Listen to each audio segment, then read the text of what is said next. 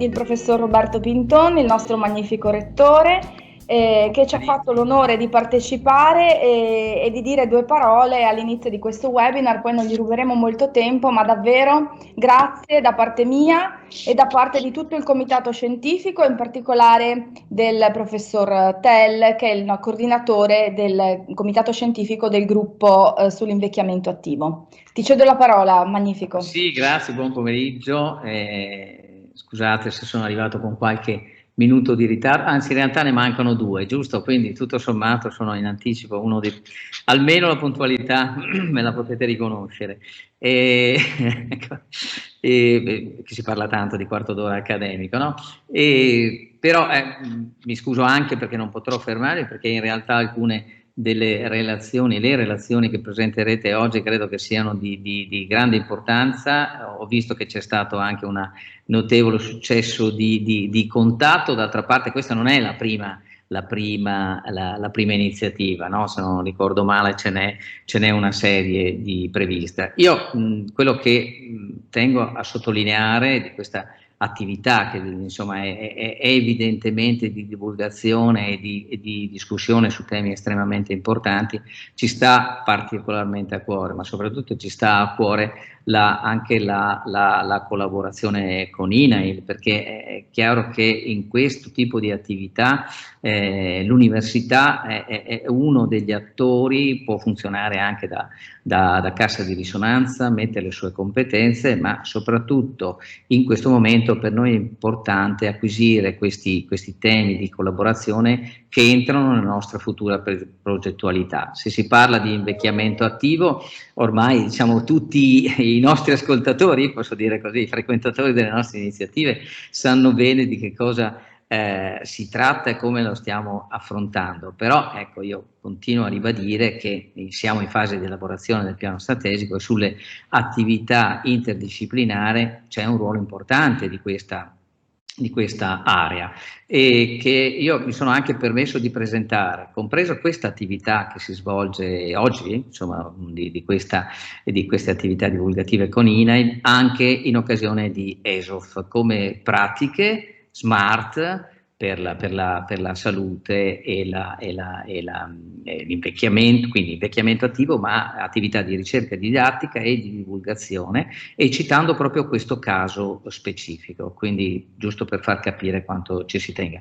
Poi lancio al direttore Lofaro, che la settimana scorsa, che saluto naturalmente, ero al campus biomedico dove mi hanno fatto vedere una serie di iniziative sulla prevenzione del lavoro che partiva dalla robotica, arrivava alla biologia, che erano tutte svolte in collaborazione con INAIL. Quindi ecco, Valeria, dico, ovviamente teniamo presente che ambiti di collaborazione in cui ci si può mettere le competenze a sistema sono veramente tanti, e quindi questo fa onore naturalmente anche a INAIL e nel nostro caso per le attività che stiamo facendo. Quindi ecco, io volevo solo dare un saluto, no? Come si dice, ma facendo presente che non è una solo delle tante iniziative che facciamo, sono una delle iniziative per la quale noi ci impegneremo anche nel futuro. Questo è il punto. E quindi ovviamente poi di solito a questi eventi si partecipa per ascoltare i relatori, quindi è meglio che io vi saluti e che la parte, la voce ai competenti. Credo che sarà molto importante, lo dico a chi ha organizzato e che ringrazio, non solo Valeria ma anche la nostra Alessandra Missana e tutti gli altri, che ci sia anche la discussione, perché è molto importante anche raccogliere le sollecitazioni di chi partecipa. E ne colgo l'ultimo veramente cosa che voglio dire: non demonizziamo, non possiamo demonizzare più il sistema, diciamo, telematico, perché alla fin fine ci ha permesso anche di svolgere attività e avvicinare forse persone che non avrebbero avuto difficoltà a farlo. Quindi credo che questo, ecco, sia, senza dover diventare per forza entità telematiche, lo dico per me e probabilmente anche per INAIL, però ecco, di fare tesoro di tutto questo diciamo palestra palestra elettronica, mediatica, informatica che abbiamo fatto in questo periodo, che credo possa essere molto utile anche per il futuro. Quindi grazie per avermi chiesto di essere qui con voi oggi, almeno questa fase iniziale. Grazie, magnifico rettore, è un onore, ripeto, per noi avere avuto la tua presenza all'inizio del convegno. E adesso cedo la parola al dottor Fabio Lofaro, che è il direttore regionale dell'INAIL, e che ringrazio perché l'INAIL ha dato un contributo molto forte, e poi per la solidità di questa partnership che si sta creando e che ci sta consentendo di fare delle iniziative molto interessanti. Questa è già la seconda, ma ne abbiamo altre in programma di cui poi parleremo anche dopo, e quindi grazie per questa collaborazione che speriamo appunto vada sempre più lontano. Prego, dottore. Grazie professoressa, naturalmente saluto il magnifico rettore, buonasera a tutti, e colgo il gancio che mi ha dato il magnifico rettore. Certamente questa integrazione, questo sistema fra i nostri enti deve avere sempre maggiore sviluppo e intensità di relazioni, e proprio in virtù dei risultati che abbiamo avuto modo di toccare con mano. Ma grazie anche alla caparbietà, alla volontà ferma di tutti gli organizzatori, dalla professoressa Filì, la dottoressa Missana, il nostro dottor Cuomo, insomma, davvero, come dicevo prima, abbiamo ottenuto dei risultati inaspettati, lo confesso. Per quanto mi riguarda, con l'inizio dell'emergenza sanitaria ho pensato che tutto avrebbe potuto prendere una piega negativa. Invece le persone che ho citato hanno saputo trasformare il problema in opportunità, quindi complimenti. Dopodiché, come diceva il magnifico rettore, è bene che in questi casi parlino i professori, i relatori, e occorre ascoltare e sapere ascoltare, cosa sempre meno frequente. Io mi tratterrò per tutto il tempo, perché mi farà piacere ascoltare le relazioni del professor Garofalo e di tutti quanti gli altri. Il concetto di fragilità è diventato improvvisamente importantissimo, e l'assurdo agli onori della cronaca. Quindi un altro elemento di interesse che si aggiunge a questo paio di ore che trascorreremo insieme. Grazie a tutti e buon lavoro. Grazie a lei, direttore. Adesso cedo la parola alla collega Sonia Calligaris, a cui chiedo di palesarsi. Eccola qui. La collega Sonia Calligaris è componente insieme a me del comitato scientifico del gruppo interdisciplinare sull'active aging, e porterà i saluti del gruppo. Prego, Sonia. Buon pomeriggio a tutti e grazie dell'invito. Io sono con molto piacere partecipo a questo secondo webinar, visto che sono stata parte integrante del primo webinar organizzato dal gruppo interdisciplinare sull'invecchiamento attivo, insieme in collaborazione con INAIL. Quest'oggi vi parlo in qualità di componente del comitato scientifico del gruppo Active Aging e in rappresentanza del suo coordinatore, il professor Gianluca Tell, che vi porta i suoi saluti. Questo gruppo nasce nel 2018 con l'aggregazione spontanea di ricercatori e ricercatrici dell'Università di Udine. Ad oggi siamo più di 100 partecipanti e afferiamo a tutti gli 8 dipartimenti dell'Università di Udine, dimostrando così la interdisciplinarità, multidisciplinarità del gruppo. Diciamo che la finalità principale del gruppo è quella di promuovere e sviluppare politiche di invecchiamento attivo rivolte al bene comune, e ovviamente questa mission si integra perfettamente, pienamente con quella che è la missione dell'università, è quella di incentivare l'educazione, il trasferimento delle conoscenze. Diciamo che tutto ciò nasce, questo sforzo comune nasce proprio per il fatto che oggi ci troviamo in qualche modo ad affrontare una sfida veramente importante, che è quella del progressivo invecchiamento della popolazione. Potete vedere in questa rappresentazione come ci si attende che nel 2050 più del 30% della popolazione nei paesi più industrializzati supererà i 65 anni. Per cui ovviamente questo fenomeno ha e avrà importanti ricadute su diversi piani, dal piano sociale a quello sanitario, a quello economico, a quello politico. Quindi è una sfida globale, in qualche modo, solo mettendo insieme le competenze e la multidisciplinarità forse riusciremo ad affrontarla in modo appropriato. Proprio al fine di studiare a 360 gradi le problematiche dell'invecchiamento, il gruppo Active Aging è nato e si è suddiviso in 4 principali ambiti di attività e di ricerca. Il primo, prevenzione e benessere, che comprende competenze multidisciplinari di scienza della nutrizione, scienza degli alimenti, prevenzione delle patologie degenerative. Un ambito di attività, più che gruppo, che si occupa di infrastrutture e tecnologie e che studia lo sviluppo di soluzioni tecnologiche per il miglioramento della vita. Un ambito di attività su welfare e narrazione per una società inclusiva, che è un'area tematica in cui convengono discipline diverse che vanno da quella economica, statistica, giuridica, umanistica e sociale, e un ambito di attività di ricerca traslazionale, diagnostica, clinica e assistenza, focalizzata allo sviluppo di strategie terapeutiche e di precisione e personalizzate.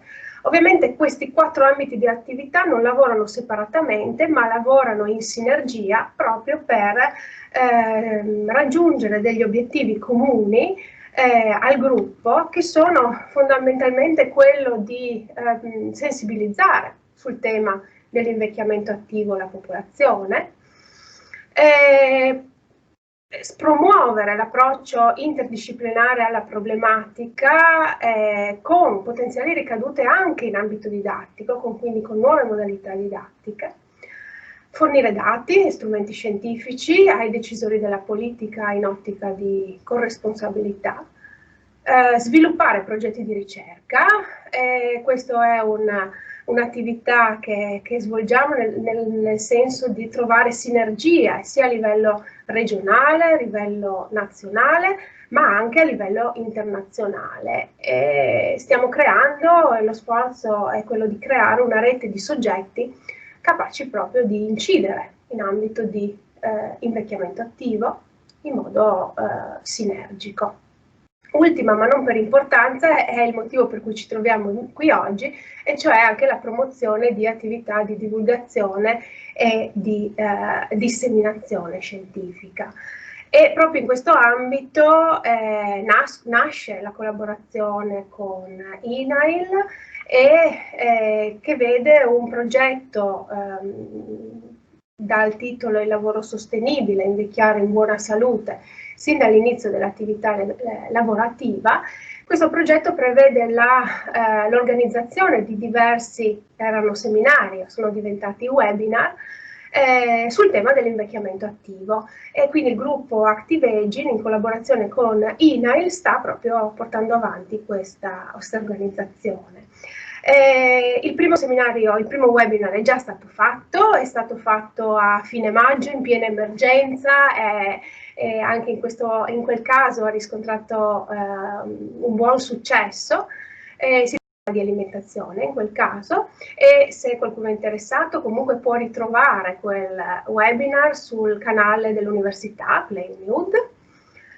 Oggi è il secondo evento, coordinato, presieduto e moderato dalla professoressa Filì, su prevenzione, tutela e reinserimento lavorativo nel prisma degli accorgimenti ragionevoli. Siamo ansiosi di sentire che cosa ci racconteranno i relatori, ma mi piaceva comunque ricordarvi che ce ne saranno altri 2 di questi webinar. Il primo, successivo ad oggi, sarà il 15 ottobre e verterà su lavoratori anziani e Industria 4.0, coordinato e presieduto dal professor Nicola Strizzolo, e il 30 ottobre si parlerà di salute, attività fisica e invecchiamento attivo nei luoghi di lavoro, seminario webinar coordinato e presieduto dal professor Alessandro Cavarappe. Con questo vi ringrazio dell'attenzione e vi auguro buon ascolto del seminario di oggi e ripasso a te la parola, Valeria. Grazie Sonia, sono contenta che ci sia stata tu per i saluti, anche se ovviamente sarei stata contentissima anche della presenza del nostro coordinatore Gianluca Tell, però mi piace questo passaggio di testimone, visto che appunto durante l'emergenza il tuo webinar ha avuto un bellissimo successo, un bellissimo feedback, quindi temi diversi, abbiamo capito, che riusciamo a trattare ospitando esperti e docenti universitari che sono approfonditamente nella materia, quindi molto competenti, ma con grandi capacità divulgative, quindi questo è il nostro obiettivo. Il tema di oggi riguarda la prevenzione, tutela e reinserimento lavorativo nel prisma degli accomodamenti ragionevoli. Andiamo a toccare una tematica molto delicata, di estrema attualità. Prima è stato accennato, l'emergenza Covid-19 ha introdotto una nuova nozione, abbiamo iniziato a familiarizzare con una nuova nozione, quella dei lavoratori fragili. E questo significa che il diritto ha iniziato a dare una qualificazione ad un fenomeno che è un fenomeno diffuso nella nostra società e che sta emergendo in questo momento particolare e che forse, diciamo, era anche ora che emergesse. Chi sono questi lavoratori fragili? I lavoratori fragili sono coloro che per patologie, per età oppure per entrambe le cose sono maggiormente esposti al rischio di contagio. Allora, perché parlare di lavoratori fragili, di fragilità, ad un evento che organizziamo come gruppo interdisciplinare sull'invecchiamento attivo? Ma perché il fenomeno della fragilità è solo apparentemente estraneo a quello dell'invecchiamento e dell'invecchiamento attivo. Viceversa, i due fenomeni sono estremamente connessi, perché la vita attiva dei lavoratori anziani, la vita attiva dei soggetti che hanno delle patologie è strettamente legata alla loro fragilità e alla tutela della loro fragilità, perché la vita attiva di questi soggetti si deve integrare in un contesto sociale e lavorativo che deve prendere atto della loro fragilità, ma deve anche tutelarla. E proprio la tutela della fragilità può diventare fattore di inclusione, anziché fattore di esclusione, di marginalizzazione. In sostanza l'ordinamento prende coscienza che una società caratterizzata come la nostra, dalla diffusione di malattie degenerative, di malattie oncologiche, di malattie croniche, in un contesto di invecchiamento della popolazione, prevede che si debba occuparsi in maniera concreta e attiva dei soggetti portatori di patologie e dei soggetti anziani. Questo perché dobbiamo andare avanti, perché abbiamo sentito anche l'introduzione della collega Calligaris che il nostro mondo, in particolare l'Italia, sta invecchiando. Ovviamente in una speculazione giuridica, cioè se dobbiamo affrontare questa materia, questa tematica dal punto di vista dei giuristi, come è quello che faremo oggi, non possiamo non parlare delle norme e quindi dobbiamo parlare dei riferimenti normativi. E naturalmente dobbiamo partire dalla constatazione che non c'è diritto che può essere rivendicato se non c'è una norma che lo preveda. E allora, quali sono le norme di cui sentiremo parlare oggi? Sono varie, di vari livelli. Abbiamo un livello europeo, una direttiva, la direttiva 78 del 2000. Abbiamo il livello interno, la normativa nazionale, il decreto legislativo 216 del 2003. Abbiamo la Convenzione sui diritti dei disabili del 2006, che è stata ratificata dall'Italia del 2009. Quindi normative multilivello. E poi abbiamo la giurisprudenza europea, la Corte di Giustizia, che ha anche condannato l'Italia per non aver pienamente attuato la direttiva, e poi giurisprudenza interna. Allora, soltanto un accenno: fragilità, disabilità, sono concetti strettamente connessi, e tutto questo si riconnette al discorso su cui poi ci concentreremo in modo particolare, che è quello degli accomodamenti ragionevoli. Perché questa normativa, come ci spiegheranno i relatori, ci porta a dover affrontare in maniera concreta, proattiva, i fenomeni e gli eventi collegati appunto alla disabilità e alla fragilità, perché è previsto un obbligo specifico dei datori di lavoro di adattare in qualche modo i contesti lavorativi in modo da inserire pienamente i soggetti con disabilità nell'azienda, nella struttura, nella filiera, quindi in modo da considerarli soggetti ancora attivi e che possono essere anzi propositivi ed essere elementi importanti del meccanismo produttivo. Quindi un obbligo del datore di effettuare questi accomodamenti ragionevoli per l'inserimento e il reinserimento lavorativo dei soggetti con disabilità. Le domande che ci porremo oggi allora sono varie: i confini tra disabilità e fragilità, questi accomodamenti ragionevoli che sono previsti nel caso di disabilità possono o devono essere previsti anche nel caso di lavoratori fragili, quindi possiamo estendere questo ambito? E che cosa significa accomodamenti ragionevoli? Perché ovviamente da queste nozioni sappiamo che poi possono partire una serie di considerazioni.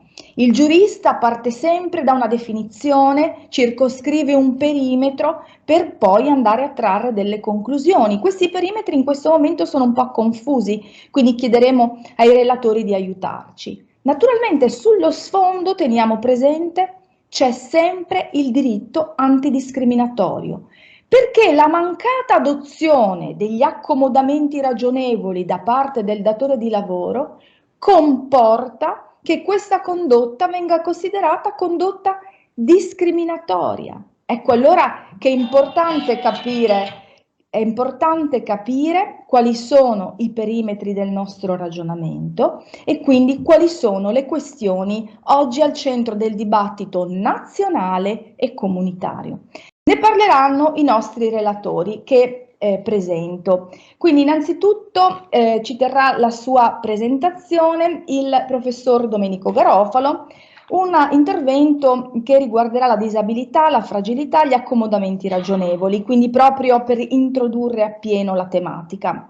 Poi ci sarà il dottor Putti, Stefano Putti, dirigente vicario dell'INAIL, della direzione centrale prestazioni sociosanitarie, che ci parlerà più specificamente delle competenze dell'INAIL in tema di reinserimento, integrazione lavorativa delle persone con disabilità da lavoro. E poi ci parlerà il professor aggregato Stefano Caffio in merito al tema, se vogliamo, quello proprio di attualità estrema, cioè la salute e la sicurezza dei lavoratori fragili, norme prevenzionali anticontagio. Quindi una serie di relazioni, io chiedo a ciascun relatore di parlare 20-25 minuti, mi piacerebbe che dopo ci fossero delle domande. Abbiamo la stagista dottoressa Basile che guarderà la chat, per cui potete anche fare delle domande via chat, se vi vengono in mente noi ce le segniamo e magari le riproponiamo dopo, oppure possiamo in ogni caso dopo lasciare spazio a delle domande. Prima di passare la parola al professor Garofalo ci tengo personalmente a ringraziare Anch'io, anche se l'ha già fatto il Magnifico e quindi è un ringraziamento che vale per tutti, ma io voglio fare un ringraziamento mio personale alla dottoressa Alessandra Missana per tutto il lavoro che ha fatto, preziosissimo e insostituibile, e al dottor Ugo Cuomo, con cui, ribadisco, mi sono sentita anche durante il periodo estivo, cioè in agosto, proprio per organizzare questo evento. Quindi grazie a entrambi, perché senza di voi questo evento non sarebbe stato possibile. E adesso cedo la parola al professor Garofalo. Bene, grazie per l'invito a questa iniziativa che mi consente di tornare su un tema che ovviamente ho già frequentato in passato, con alcune precisazioni collegate alla normativa emergenziale che è stata emanata a partire da marzo di quest'anno per contrastare il fenomeno del coronavirus. E devo dire che fuori dalla pandemia la mia relazione si sarebbe retta su un binomio disabilità e accomodamenti ragionevoli, ma come ben diceva poc'anzi la professoressa Filì, è comparsa all'orizzonte questa nuova categoria di soggetti, i lavoratori fragili, e quindi il titolo della relazione si è arricchito anche del riferimento alla fragilità. Che rapporto c'è tra i lavoratori fragili e i disabili? Sono due categorie diverse, lo vedremo adesso parlandone, però devo dire che hanno in comune proprio la tecnica di tutela, che è quella degli accomodamenti ragionevoli, nel senso che il legislatore dell'emergenza, ha travasato nell'ambito della tutela dei lavoratori fragili la tecnica di tutela prevista per i lavoratori disabili. Il collegamento con l'invecchiamento attivo lo ha ben delineato da Filì e quindi ometto di ritornare sull'argomento. Ma vi dico subito che il tema degli accomodamenti ragionevoli sconta un dato culturale di arretratezza del nostro sistema. Giusto per farvi capire il livello di arretratezza del nostro sistema, è sufficiente dire che nel 2013 lo Stato italiano ha subito una condanna da parte della Corte di Giustizia dell'Unione Europea per la non conformità della normativa a tutela dei disabili rispetto alla direttiva 78/2000. E il punto nodale della carenza della normativa italiana rispetto a quella dell'Unione Europea era proprio rappresentato dalla mancata recensione nel nostro ordinamento della categoria, chiamiamola così, degli accomodamenti ragionevoli. Quindi se lo Stato italiano si è adeguato nel 2013 solo a seguito della condanna, questo significa che il nostro ordinamento non era attrezzato per questo tipo di fenomeno, per questo approccio all'inserimento lavorativo dei soggetti disabili. Il legislatore lo ha fatto, la giurisprudenza in qualche modo arranca, non tutti hanno ben inteso questo tipo di fenomeno, e però ovviamente alla giurisprudenza occorre dare il tempo necessario per metabolizzare determinati concetti. E allora veniamo subito alla matrice normativa, come diceva poc'anzi la Filì, della nozione di accomodamenti ragionevoli. Lei ha citato la direttiva 78/2000 che appunto introduce un nuovo modello per combattere le discriminazioni collegate alla disabilità, non essendo più sufficiente il divieto di comportamenti discriminatori, ma essendo invece sufficiente per rendere effettiva la tutela anche l'obbligo di adottare gli accomodamenti ragionevoli. Poi vi dirò in che senso bisogna intendere questa espressione. Va detto pure che la normativa internazionale è andata in parallelo a quella dell'Unione Europea. È molto importante richiamare la Convenzione ONU del 2006 sui diritti dei disabili, che è stata ratificata dal nostro ordinamento con la legge 18 del 2009 e che ha riaffermato, ha riconfermato, anche meglio precisato, se vogliamo, la nozione di accomodamenti ragionevoli enunciata nell'articolo 2. Vi voglio segnalare un altro aspetto molto importante che ancora vede il nostro ordinamento non perfettamente allineato con quello internazionale e comunitario. È proprio la nozione di disabilità. Diciamo che tutte le nozioni di disabilità contenute nelle leggi italiane, la 222 dell'84 sull'invalidità civile, la legge 68 del 99 sull'inserimento lavorativo dei disabili, la 104 del 92, la legge quadro sull'handicap, enunciano e quindi utilizzano una nozione di handicap sostanzialmente abbastanza ristretta.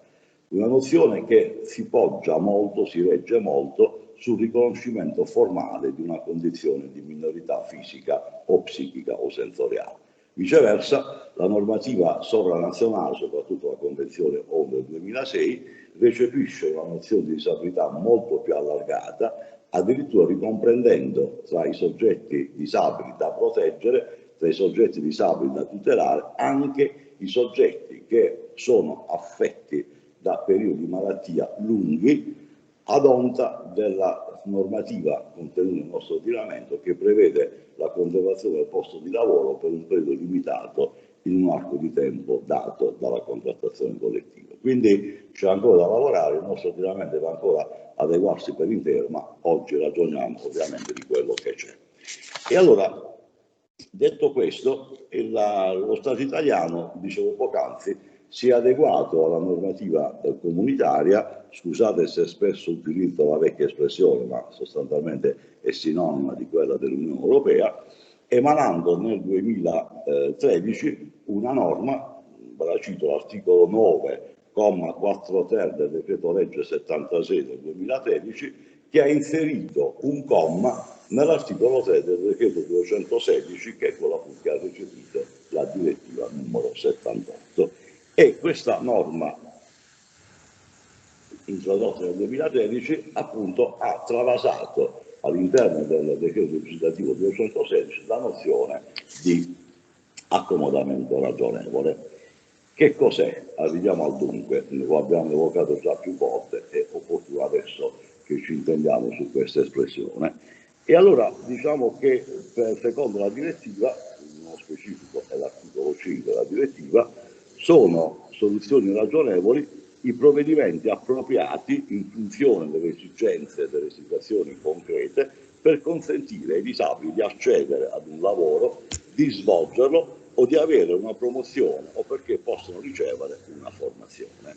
Nella stessa direttiva poi c'è un'ulteriore precisazione della nozione di accomodamenti ragionevoli che richiama appunto misure efficaci e pratiche destinate a sistemare il luogo di lavoro in funzione dell'handicap, ad esempio sistemando i locali, adattando le attrezzature, i ritmi di lavoro, la ripartizione dei compiti o fornendo mezzi di formazione o di inquadramento. Quindi, come vedete, sostanzialmente combinando le due definizioni che ricavate dall'articolo 5 e dal considerando numero 20 della direttiva, viene fuori la nozione di accomodamento ragionevole. Su questa nozione incide quella contenuta nella Convenzione ONU che viene espressamente richiamata dalla direttiva. Quindi, come dire, quando parliamo di accomodamenti ragionevoli dobbiamo necessariamente tenere presente sia la fonte comunitaria sia quella internazionale. E l'elemento importante che si ricava dalla definizione contenuta nella Convenzione ONU è il riferimento al limite dell'obbligo datoriale. Quindi il datore di lavoro è obbligato ad adottare gli accomodamenti ragionevoli che, questa è l'espressione importante, non impongano un onere sproporzionato o eccessivo. È evidente che la normativa internazionale si è preoccupata di bilanciare i contrapposti interessi, quello del disabile da un lato e quello del datore di lavoro dall'altro lato, ponendo questo limite, il limite della non eccessiva sproporzione dell'accomodamento ragionevole. Una sproporzione che va misurata o in termini squisitamente economici o in termini squisitamente organizzativi.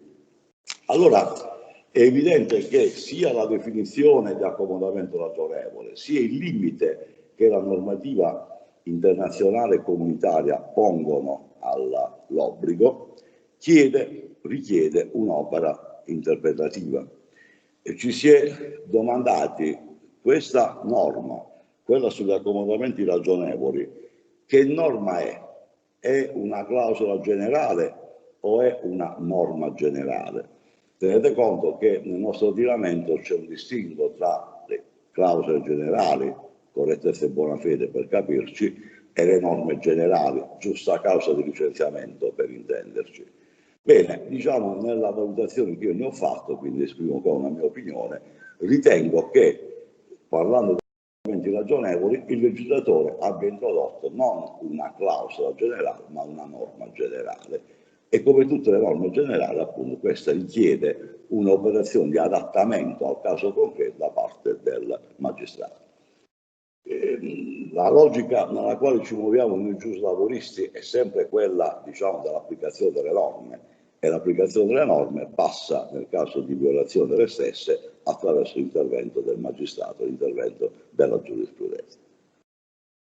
E devo dirvi che si tratta sostanzialmente di una norma generale che non fa altro, questo è un passaggio importante sul quale voglio richiamare la vostra attenzione, che conformare la disciplina generale del rapporto di lavoro alla condizione del disabile, al rapporto di lavoro col disabile. Quindi è come se fosse una norma che attraversa in maniera trasversale tutta la disciplina del rapporto individuale di lavoro, conformandolo rispetto appunto alla situazione nella quale viene a trovarsi il lavoratore disabile.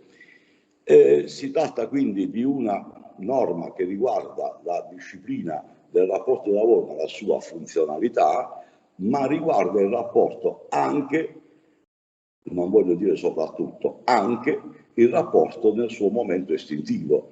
Per capirci, quando la prestazione diventa impossibile, è consentito al datore di lavoro di licenziare il lavoratore per impossibilità sopravvenuta della prestazione. L'impossibilità sopravvenuta della prestazione nel diritto del lavoro è veicolata attraverso la fattispecie del giustificato motivo oggettivo. Bene, l'impossibilità della prestazione e conseguentemente la possibilità di licenziare il lavoratore disabile deve essere valutata e verificata in sede giudiziale proprio in relazione agli accomodamenti ragionevoli. Detto in termini più espliciti, il giudice deve andare a verificare se il datore di lavoro ha tentato in qualsiasi modo, con scelte di carattere organizzativo alternative, di salvare il posto di lavoro del disabile adibendolo, per esempio, a mansioni diverse. Addirittura l'accomodamento ragionevole potrebbe significare per il datore di lavoro liberare un posto già occupato da un altro lavoratore se quel posto è adatto alle condizioni fisiche del disabile, quindi effettuare una sorta di rotazione per liberare il posto onde destinarlo al lavoratore disabile. Ora capite bene quindi come la nozione di accomodamento ragionevole, proprio perché è una nozione che attraversa la disciplina del rapporto di lavoro, comporta un approccio al fenomeno prima da parte del datore di lavoro che è chiamato ad applicare la norma, ma anche da parte del giudice che è chiamato in seconda battuta a valutare il comportamento del datore di lavoro, che non è di poco conto. Il parametro della proporzionalità. Allora, giusto per capire un po' il fenomeno, ho letto qualche tempo fa una interessante sentenza del Tribunale di Pisa, l'estensore è un ottimo giudice del lavoro, la dottoressa Tacquini, che ha dato ragione al disabile che era stato licenziato perché il datore di lavoro aveva solo... Bene, grazie per l'invito a questa iniziativa che mi consente di tornare su un tema che ovviamente ho già frequentato in passato, con alcune precisazioni collegate alla normativa emergenziale che è stata emanata a partire da marzo di quest'anno per contrastare il fenomeno del coronavirus. E devo dire che fuori dalla pandemia la mia relazione si sarebbe retta su un binomio disabilità e accomodamenti ragionevoli, ma come ben diceva poc'anzi la professoressa Filì, è comparsa all'orizzonte questa nuova categoria di soggetti, i lavoratori fragili, e quindi il titolo della relazione si è arricchito anche del riferimento alla fragilità. Che rapporto c'è tra i lavoratori fragili e i disabili? Sono due categorie diverse, lo vedremo adesso parlandone, però devo dire che hanno in comune proprio la tecnica di tutela, che è quella degli accomodamenti ragionevoli, nel senso che il legislatore dell'emergenza ha travasato nell'ambito della tutela dei lavoratori fragili la tecnica di tutela prevista per i lavoratori disabili. Il collegamento con l'invecchiamento attivo lo ha ben delineato da Filippo e quindi ometto di ritornare sull'argomento. Ma vi dico subito che il tema degli accomodamenti ragionevoli sconta un dato culturale di arretratezza del nostro sistema. Giusto per farvi capire il livello di arretratezza del nostro sistema, è sufficiente dire che nel 2013 lo Stato italiano ha subito una condanna da parte della Corte di Giustizia dell'Unione Europea per la non conformità della normativa a tutela dei disabili rispetto alla direttiva 78/2000. E il punto nodale della carenza della normativa italiana rispetto a quella dell'Unione Europea era proprio rappresentato dalla mancata recensione nel nostro ordinamento della categoria, chiamiamola così, degli accomodamenti ragionevoli. Quindi se lo Stato italiano si è adeguato nel 2013 solo a seguito della condanna, questo significa che il nostro ordinamento non era attrezzato per questo tipo di fenomeno, per questo approccio all'inserimento lavorativo dei soggetti disabili.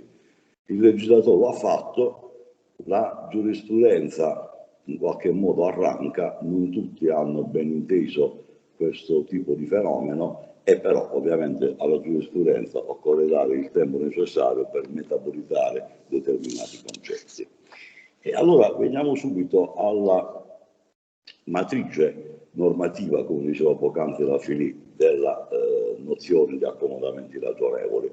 Vi ha citato la direttiva 78/2000 che appunto introduce un nuovo modello per combattere le discriminazioni collegate alla disabilità, non essendo più sufficiente il divieto di comportamenti discriminatori, ma essendo invece sufficiente per rendere effettiva la tutela anche l'obbligo di adottare gli accomodamenti ragionevoli. Poi vi dirò in che senso bisogna intendere questa espressione. Va detto pure che la normativa internazionale è andata in parallelo a quella dell'Unione Europea.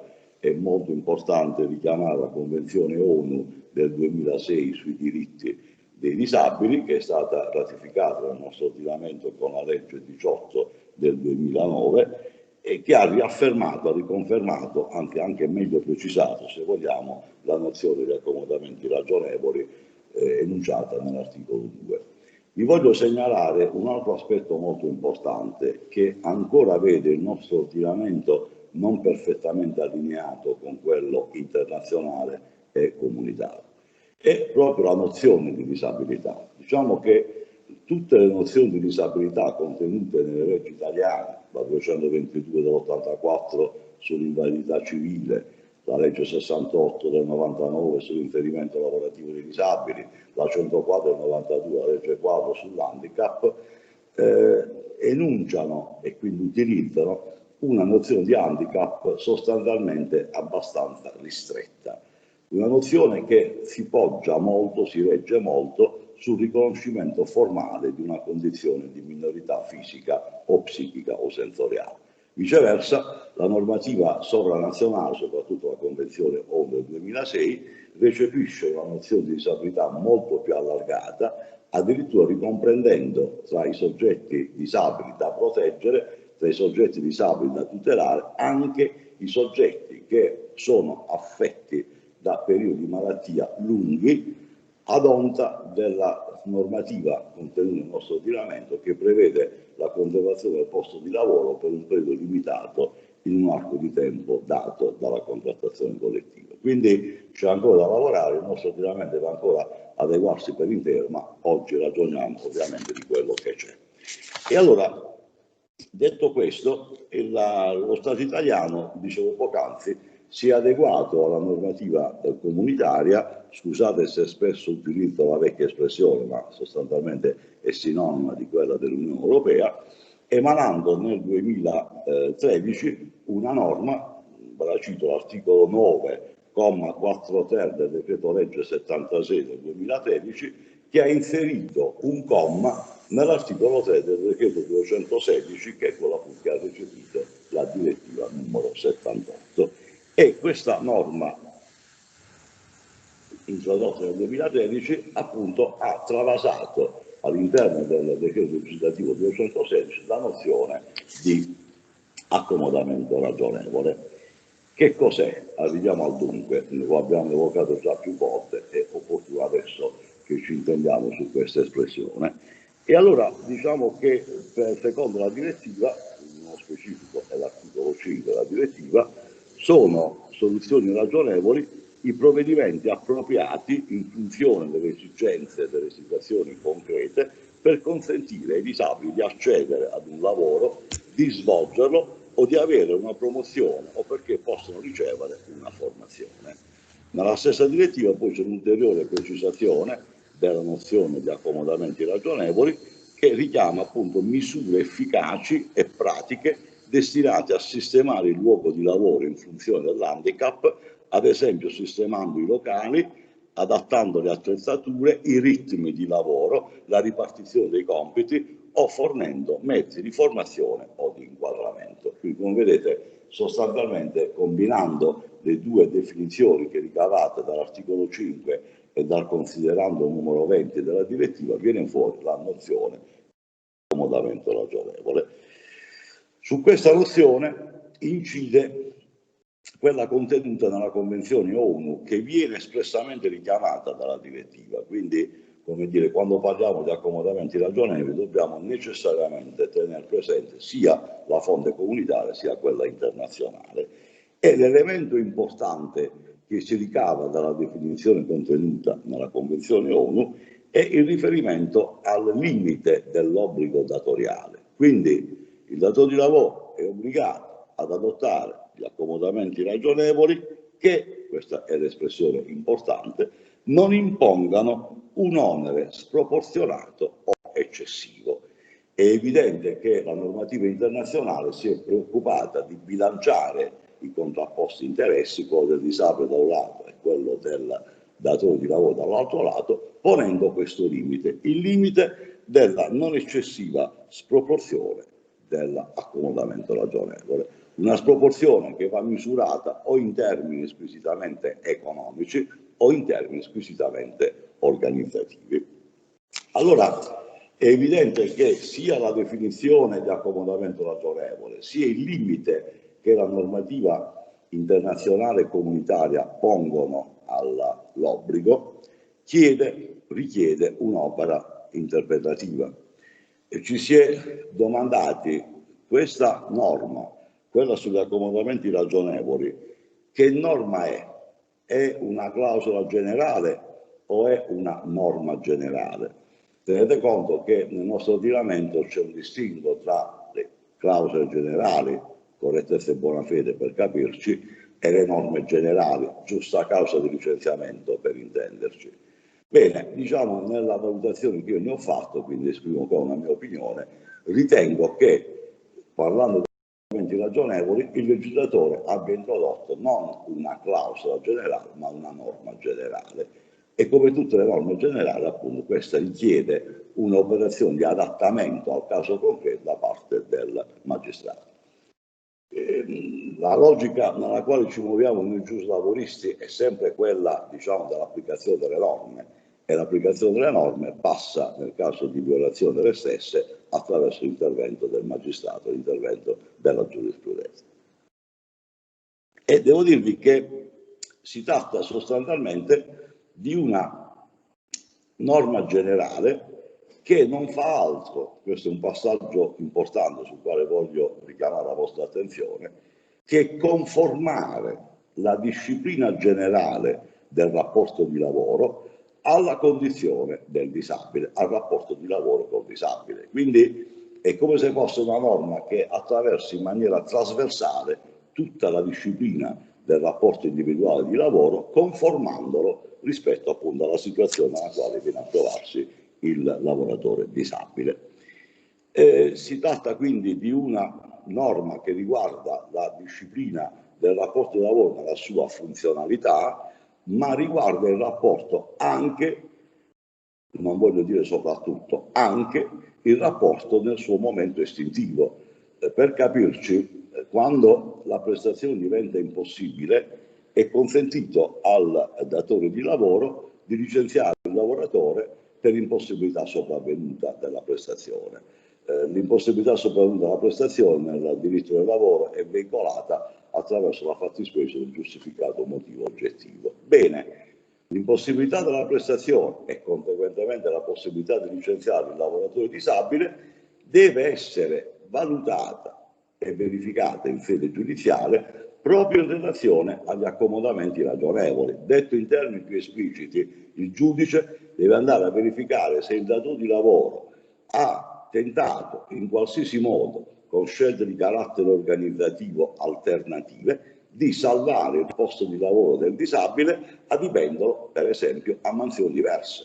Addirittura l'accomodamento ragionevole potrebbe significare per il datore di lavoro liberare un posto già occupato da un altro lavoratore se quel posto è adatto alle condizioni fisiche del disabile, quindi effettuare una sorta di rotazione per liberare il posto onde destinarlo al lavoratore disabile. Ora capite bene quindi come la nozione di accomodamento ragionevole, proprio perché è una nozione che attraversa la disciplina del rapporto di lavoro, comporta un approccio al fenomeno dapprima da parte del datore di lavoro che è chiamato ad applicare la norma, ma anche da parte del giudice che è chiamato in seconda battuta a valutare il comportamento del datore di lavoro, che non è di poco conto. Il parametro della proporzionalità. Allora, giusto per capire un po' il fenomeno, ho letto qualche tempo fa una interessante sentenza del Tribunale di Pisa, l'estensore è un ottimo giudice del lavoro, la dottoressa Tacquini, che ha dato ragione al disabile che era stato licenziato perché il datore di lavoro aveva sostenuto di non aver reperito un'occupazione diversa o che non poteva sostenere gli oneri economici per consentire la permanenza in azienda del lavoratore, perché il datore di lavoro stupidamente aveva sostenuto che l'accomodamento ragionevole aveva un costo di 9.300 euro. Poi in sede giudiziale il datore di lavoro aveva proposto una conciliazione della causa versando al disabile la somma di 10.000 euro. Testualmente la dottoressa Tacquini del Tribunale di Pisa ha detto: come fa il datore di lavoro a eccepire la sproporzione del costo dell'accomodamento ragionevole se poi in giudizio era disponibile a spendere 10.000 euro pur di liberarsi dalla causa? Quindi ha valutato sostanzialmente la sproporzione, o meglio la proporzionalità dell'accomodamento ragionevole in base al comportamento del datore di lavoro. Ora, al di là di questo aneddoto che ho voluto raccontarvi per farvi capire qual è il problema, resta un dato importante: fissare i parametri per valutare la proporzionalità. E qui vi dico subito che i parametri astrattamente prospettabili sono di due tipi: o parametri di carattere soggettivo o parametri di carattere oggettivo. I parametri di carattere soggettivo sono quelli che si riflettono sul soggetto obbligato, cioè sul datore di lavoro, e quindi il numero dei dipendenti, la dimensione dell'azienda, il rapporto tra il fatturato e il l'utile di bilancio, eventuali condizioni o situazioni di crisi nei quali possa trovarsi l'impresa. I parametri oggettivi invece riflettono sul soggetto protetto, ad esempio la possibilità di ottenere finanziamenti pubblici, la possibilità di ottenere finanziamenti per l'adattamento del posto di lavoro. Quindi diciamo che cambia il soggetto di riferimento, il datore di lavoro, i parametri che ho definito soggettivi, il soggetto protetto, cioè il disabile, i parametri che ho definito oggettivi. Devo dirvi che se devo esprimere la mia personale opinione, opto e propendo assolutamente, senz'altro, per la prima ipotesi, cioè di verificare la proporzionalità guardando al datore di lavoro, utilizzando quelli che sono i parametri che ho definito parametri soggettivi. Detto questo, trasferiamoci adesso nell'emisfero della fragilità, i soggetti fragili. Il quadro normativo lo dobbiamo ricercare all'interno di una normativa emergenziale che è abbastanza complicata da maneggiare, abbastanza complicata da gestire. Tenete conto che l'esecutivo ha emanato decreti legge quasi a cadenza mensile. e sui decreti legge si sono poi innestati i provvedimenti amministrativi, cioè i decreti ministeriali o i decreti del Presidente del Consiglio dei Ministri, che hanno in qualche modo completato il quadro normativo di riferimento. Ovviamente nessuna possibilità di equiparare i decreti ministeriali ai decreti legge, perché sono ovviamente atti aventi un'efficacia e una natura ben diversa. Comunque diciamo che il panorama normativo è così composto. È un panorama abbastanza complesso, si è avvertita l'esigenza di fornire un quadro complessivo di questa normativa in una ricerca nella quale sono coinvolto io, è coinvolta la collega Filì, è coinvolto anche il professor Michele Tiraboschi di Modena, e sta per essere pubblicato un commentario, una ricerca sulla normativa emergenziale nella collana di ADAPT. Sarà accessibile liberamente a tutti, perché abbiamo optato per non per la carta, ma per la possibilità di consultare online questa ricerca. È una ricerca di una certa, un certo spessore, al di là degli autori, il fatto che ci sia io già dà spessore alla ricerca, ma a parte questo, sul piano quantitativo, è una ricerca che si compone di circa 2000 pagine, è articolata in 5 volumi. Il primo è dedicato all'incidenza della normativa emergenziale sul rapporto di lavoro, il secondo riguarda il sostegno alle imprese e alle pubbliche amministrazioni, il terzo è tutto dedicato agli ammortizzatori sociali, il quarto riguarda il sistema di istruzione e formazione anche universitaria, e il quinto e ultimo volume è destinato al sistema di relazioni industriali. Ecco, chiusa questa parentesi pubblicitaria, dicevo, quindi la nozione di fragilità si recupera all'interno della normativa emergenziale. Le norme di riferimento sono gli articoli 83 e 90 del decreto legge 34 del 2020, il cosiddetto decreto rilancio, e sull'argomento specifico vi segnalo la pubblicazione qualche giorno fa, il 4 settembre, di una circolare del Ministero del Lavoro, la numero 13, che è intervenuta sul tema delle competenze del medico competente, però fissando anche alcune coordinate sul fenomeno della fragilità dei lavoratori fragili. Quindi è una circolare che il Ministero ha adottato in modo specifico per quanto riguarda il medico competente, però contiene anche delle indicazioni di carattere generale sul fenomeno appunto della fragilità. E allora l'articolo 83 sostanzialmente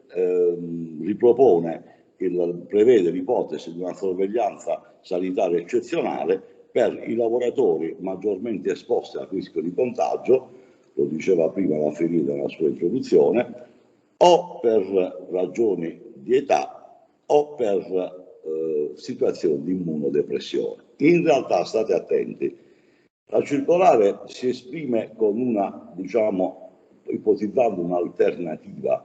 In realtà si dà per scontato, diamo per acquisito che l'età da sola non è un fattore di fragilità. Quindi l'età intanto diventa fattore di fragilità se si accompagna a questa situazione di immunodepressione. Quindi evitiamo di ritenere che un lavoratore, solo perché abbia 69 anni, sia un lavoratore fragile. Se il lavoratore di 69 anni scoppia di salute, non è un lavoratore fragile. Se è portatore di immunodepressione, ma questo potrebbe avvenire anche a 60 anni, a 50 anni, in quel caso è considerato un lavoratore fragile. Questa norma sulla sorveglianza sanitaria eccezionale, cioè quella che si aggiunge alla sorveglianza standard dell'articolo 41 del decreto 81 del 2008, è una norma che aveva una durata limitata alla situazione pandemica, però per effetto del decreto legge 83, qui non confondetevi l'articolo 83 con il decreto legge 83, l'articolo 83 non è tra le norme che il decreto legge 83 abbia prorogato, quindi al 31 agosto questa norma ha perso di efficacia. Questa è la posizione del Ministero. Ci sono in giro delle opinioni diverse, ma ho detto 31 agosto, devo dire 1 agosto. La norma di cui vi sto parlando ha avuto efficacia fino al 1 agosto, non è una norma che sia stata in qualche modo prorogata. E allora, dicevo, la definizione di lavoratore fragile l'abbiamo acquisita, il concetto di fragilità, la circolare è chiara a questo riguardo, dice testualmente: con specifico riferimento all'età va chiarito che tale parametro da solo, anche sulla base delle evidenze scientifiche, non costituisce elemento sufficiente per definire uno stato di fragilità nelle fasce di età lavorative. Deve accompagnarsi appunto ad una situazione di comorbidità, come dice la circolare. E allora, quali sono gli accomodamenti ragionevoli previsti per questa categoria di soggetti? Ripeto, qui il legislatore ha sostanzialmente spostato nell'area della fragilità il discorso il concetto di accomodamento ragionevole di cui vi ho parlato prima parlando dei disabili. Allora diciamo che una prima misura è la sorveglianza sanitaria eccezionale. Ovviamente se la norma ha perso di efficacia al 1° agosto nulla impedisce rispetto a una pandemia, un'epidemia che si sta nuovamente diffondendo, di riproporlo, ma allo Stato non è stata ancora riproposta. Poi c'è un divieto di licenziamento previsto dall'articolo 83,3. Ora, di divieto di licenziamento si parla molto in questo periodo.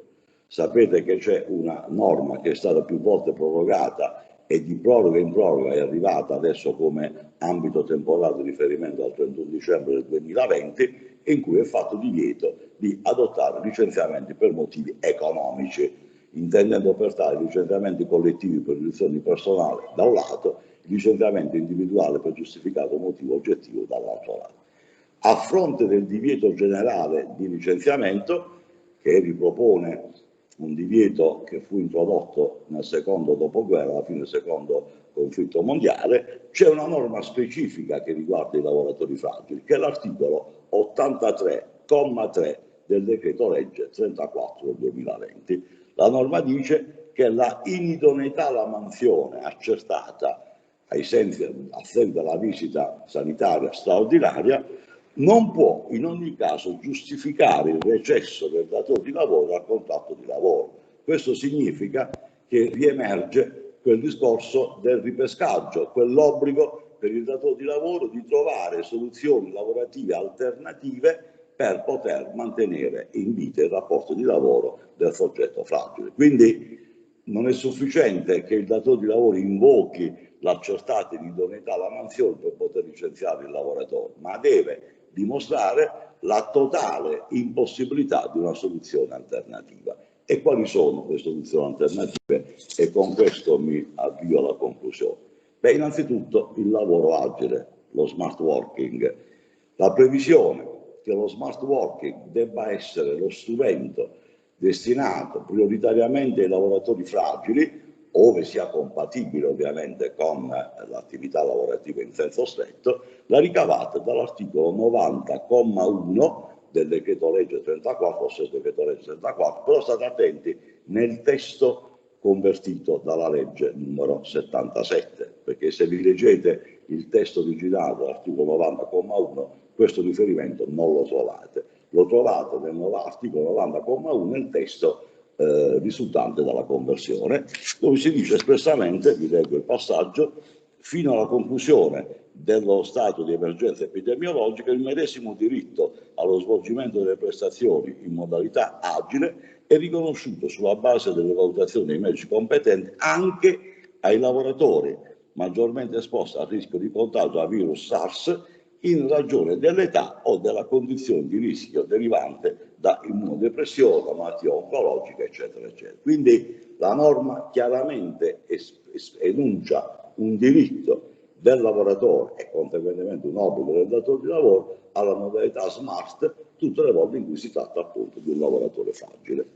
Un'altra e ultima ipotesi è quella di raspare il fondo del barile e di mantenere in vita il rapporto di lavoro attraverso strumenti quali godimento ferie, godimento permessi, aspettative retribuite e non. Quindi sostanzialmente possiamo arrivare alla conclusione che il divieto di licenziamento è un divieto assoluto. Vanno esperiti tutti i tentativi, cambio mansione, addizione al lavoro smart, godimento ferie, anche aspettative non retribuite, però la legge vieta al datore di lavoro di licenziare il lavoratore fragile. Ovviamente nel mondo imprenditoriale si è scatenata la bagarre sulla legittimità costituzionale di questa norma, ma evidentemente le ragioni collegate alla pandemia giustificano una compressione della libertà di iniziativa economica privata che si manifesta anche attraverso la libertà di licenziare un dipendente in presenza di determinate motivazioni. Ho esaurito il tempo a mia disposizione e vi ringrazio per l'attenzione.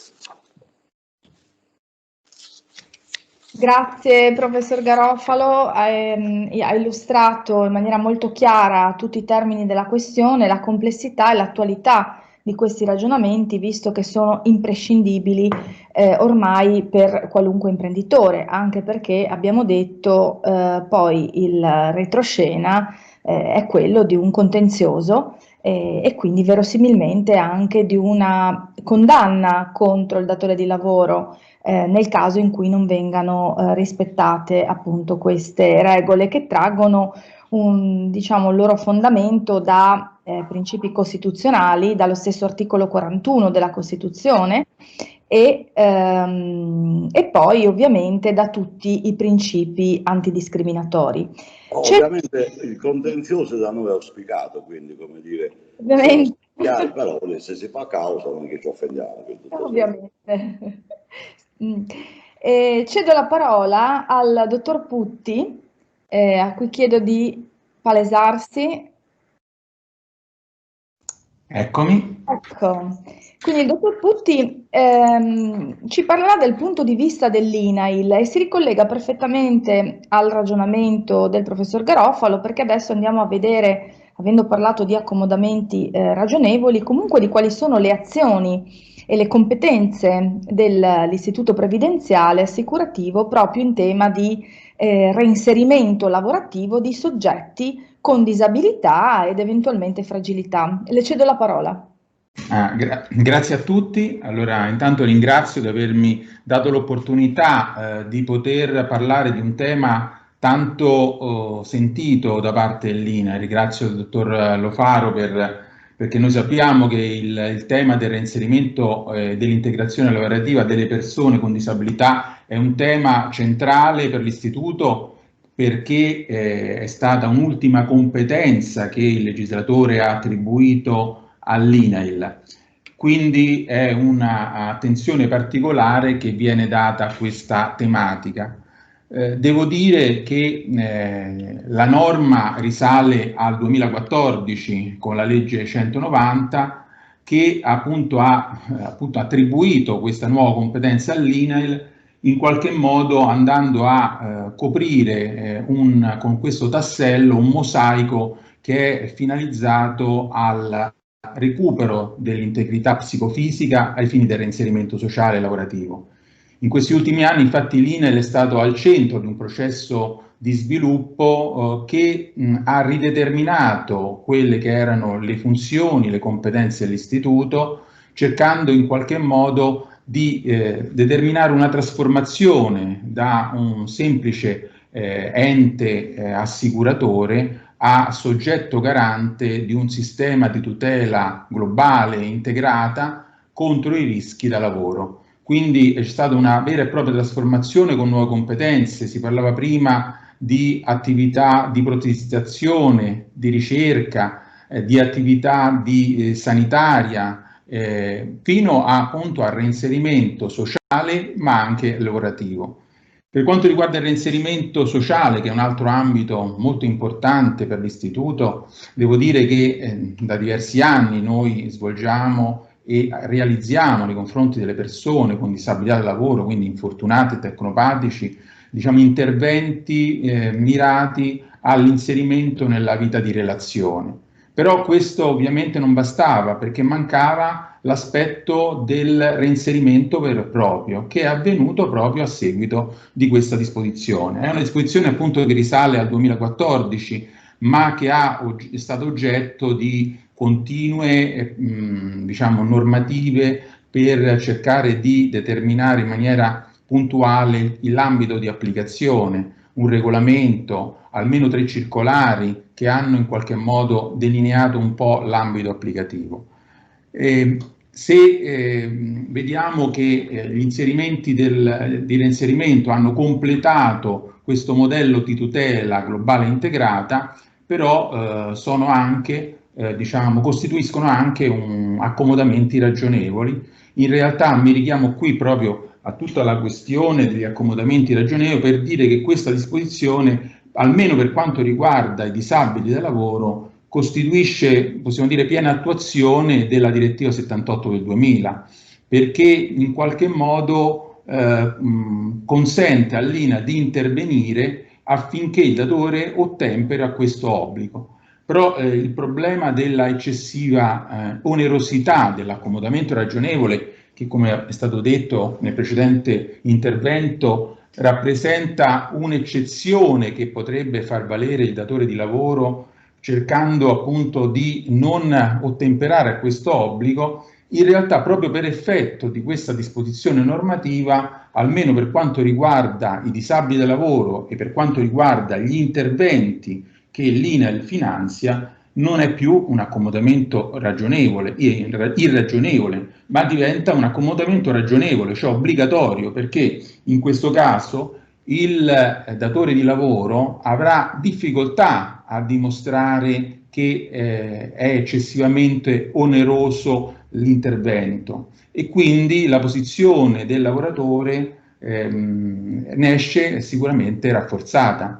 Quello che volevo dire è che comunque l'accomodamento ragionevole, è vero, è stato richiamato dalla normativa internazionale, è stato recepito dall'Italia dopo la sentenza della Corte di Giustizia, ma in realtà il concetto di accomodamento ragionevole, che non trova attualmente una declinazione nel nostro ordinamento italiano, manca di quello che è un sistema sanzionatorio, non è stato, diciamo, in qualche modo accompagnato da un sistema sanzionatorio, il che, diciamo, rende più difficile, diciamo, trovare l'applicazione di questo obbligo da parte del datore di lavoro, che talvolta non è neanche sentito, perché forse il datore di lavoro non sa neppure che è sottoposto a questo obbligo.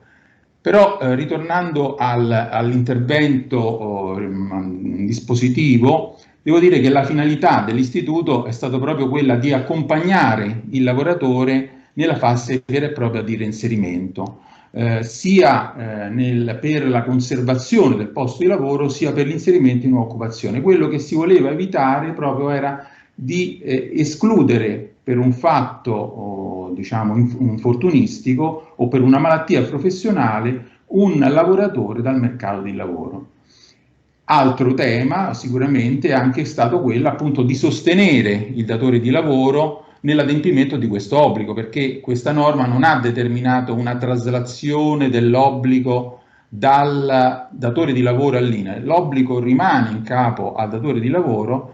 L'INAIL a questo punto ha la possibilità di sostenere non solo in termini economici ma anche consulenziali il datore di lavoro affinché realizzi questi accomodamenti ragionevoli. Quindi il ruolo dell'istituto è un ruolo di facilitatore dei processi di reinserimento e lo troviamo più volte richiamato anche nelle ultime disposizioni del Jobs Act, dove effettivamente l'INAIL viene visto come un soggetto che è garante dei processi di reinserimento, ovviamente per i lavoratori infortunati e tecnopatici. In effetti i destinatari di questi interventi sono tutti coloro che hanno subito un infortunio o una malattia professionale e che a seguito delle limitazioni funzionali hanno necessità di questi interventi, da un lato per consentire la prosecuzione dell'attività lavorativa, ma anche per poter agevolare l'attività lavorativa. Non è rilevante in questo caso il grado di inabilità. È importante rilevare che quella persona che ha subito quella limitazione funzionale non riesce o ha difficoltà nello svolgere quella determinata mansione che svolgeva precedentemente prima. Quindi ovviamente i lavoratori infortunati e tecnopatici sono i destinatari di questa disposizione e in questo senso la nostra disposizione ha recepito anche quella nozione che è stata data di disabilità a livello internazionale, perché non sono stati posti limiti in questi termini. Gli unici limiti sono costituiti eventualmente da soggetti che non sono qualificabili come lavoratori, che noi assicuriamo ugualmente come studenti alle casalinghe, ma che non sono diciamo, destinatari della disposizione. Come ho già detto, gli interventi sono di due tipi: interventi finalizzati alla conservazione del posto di lavoro, intendendo qui come continuità lavorativa, sia nella stessa mansione, anzi prioritariamente nella stessa mansione che il lavoratore svolgeva prima dell'evento lesivo, o anche nel caso in cui ci sia un aggravamento, perché noi andiamo a realizzare questi interventi di accomodamento ragionevole anche laddove un infortunato ha subito anche a distanza di anni l'infortunio, ma ci sia stato un aggravamento nel tempo, ma anche laddove questo non è possibile, l'inserimento in una nuova mansione. Quello che è rilevante è che questa misura noi l'abbiamo adottata in piena autonomia, perché l'istituto poteva con le sue competenze disciplinare in maniera dettagliata questi interventi. L'altra tipologia di interventi che l'istituto finanzia è l'inserimento in occupazione, laddove effettivamente la persona non trova la possibilità di essere ricollocato nella stessa azienda. Allora, in questi casi l'INAIL prevede la possibilità che laddove il datore di lavoro voglia assumere un infortunato ecopatico possa, diciamo, garantire lo stesso sostegno che abbiamo previsto per la conservazione del posto di lavoro. L'importante è che ci sia l'incontro tra domanda e offerta. Questo perché? Perché l'INA non può svolgere un'attività di intermediazione lavorativa, per cui, anche perché compete ad altri soggetti svolgere questa attività. Mentre la precedente attività la potevamo svolgere in maniera autonoma, qui non possiamo non tener conto che le competenze sono diversificate, ci sono diversi soggetti istituzionalmente competenti che intervengono in questo campo, e quindi ovviamente abbiamo preso diciamo, i raccordi, i contatti con l'ANPAL, con il Ministero del Lavoro, e in attesa, nelle more che questa diciamo, disciplina venga puntualmente declinata, abbiamo comunque ritenuto opportuno garantire misure, diciamo, di sostegno anche per il caso di inserimenti in nuova occupazione. Ovviamente in questo caso, mentre nel caso di conservazione del posto i destinatari possono essere anche lavoratori autonomi, come abbiamo detto prima, si parla di continuità lavorativa, in questo caso il lavoratore autonomo è stato escluso perché si tratterebbe di un'attività di autoimprenditorialità che ovviamente non è, diciamo, attribuibile alle competenze dell'istituto. Quali sono però le tipologie di intervento che sono state in qualche modo disciplinate e individuate dal legislatore? Il concetto di accomodamento ragionevole è un concetto molto ampio, per cui noi abbiamo la possibilità di finanziare soltanto alcune tipologie di accomodamenti ragionevoli. Faccio riferimento agli interventi di superamento e abbattimento delle barriere architettoniche nei luoghi di lavoro, quindi interventi edilizi, impiantistici, domotici, poi interventi di adeguamento e adattamento delle postazioni di lavoro, fino ad arrivare per esempio ai comandi speciali e adattamenti di veicoli che costituiscono strumenti di lavoro, quindi, e poi interventi formativi, intendendo non soltanto interventi che sono finalizzati all'addestramento e all'uso delle postazioni, quindi vediamo la interrelazione delle misure, diciamo, dei vari interventi, ma anche interventi di formazione, di tutoraggio e di riqualificazione professionale laddove il lavoratore viene adibito a un'altra mansione. L'importo che noi andiamo a finanziare per ogni progetto di reinserimento può arrivare fino a 150.000 euro. Ultimamente è uscita un'altra circolare, la circolare numero 34 del 2020, che ha cercato di estendere ancora di più, nei limiti e nel rispetto della normativa comunitaria e internazionale, gli interventi rimborsabili, anche comprendendo la personalizzazione dei dispositivi di protezione individuale. Ma vediamo come si può accedere a questi finanziamenti. Diciamo, sono 3 le possibilità per poter accedere. Da un lato la possibilità di ricorrere alle sedi dell'INAIL, alle nostre equip multidisciplinari che sono presenti appunto in ogni sede dell'INAIL, chiedendo un progetto di reinserimento lavorativo, quindi che verrà elaborato quindi dai nostri professionisti, medici, funzionari socio-educativi, funzionari amministrativi, coinvolgendo anche i nostri tecnici e coinvolgendo il lavoratore e il datore di lavoro. Il presupposto è che ci sia sempre il consenso da parte dei principali attori che sono il lavoratore e il datore di lavoro. Ma questa era una prima modalità. In sede, diciamo, di revisione del processo di reinserimento, con successive circolari, abbiamo previsto anche la possibilità che il datore di lavoro possa lui stesso presentare all'INAIL un progetto di reinserimento lavorativo personalizzato, perché è facile pensare che un datore di lavoro, laddove ha un infortunio sul lavoro, ha un lavoratore infortunato e lo voglia tutelare, possa pensare di realizzare già lui stesso un progetto di reinserimento e proporlo all'istituto. L'istituto non perde in questo senso nessuna sua funzione, perché dovrà ovviamente valutare se quel progetto è coerente con la finalità di far fronte a quelle limitazioni funzionali che hanno determinato, diciamo, l'impossibilità di svolgere quell'attività lavorativa. E un'ultima possibilità che è stata messa proprio nell'ottica di facilitare, agevolare più possibile l'accesso a questi finanziamenti è anche la possibilità del datore di lavoro di poter realizzare immediatamente l'accomodamento ragionevole laddove sussistono necessità e urgenza, perché non si può attendere, perché potrebbe diciamo, determinarsi un nocumento, un danno per il lavoratore, l'attesa per esempio di aspettare l'elaborazione di un progetto, l'autorizzazione nella realizzazione di interventi. Questo sempre nell'ottica di semplificare, di venire incontro sia al datore di lavoro ma in particolare al lavoratore.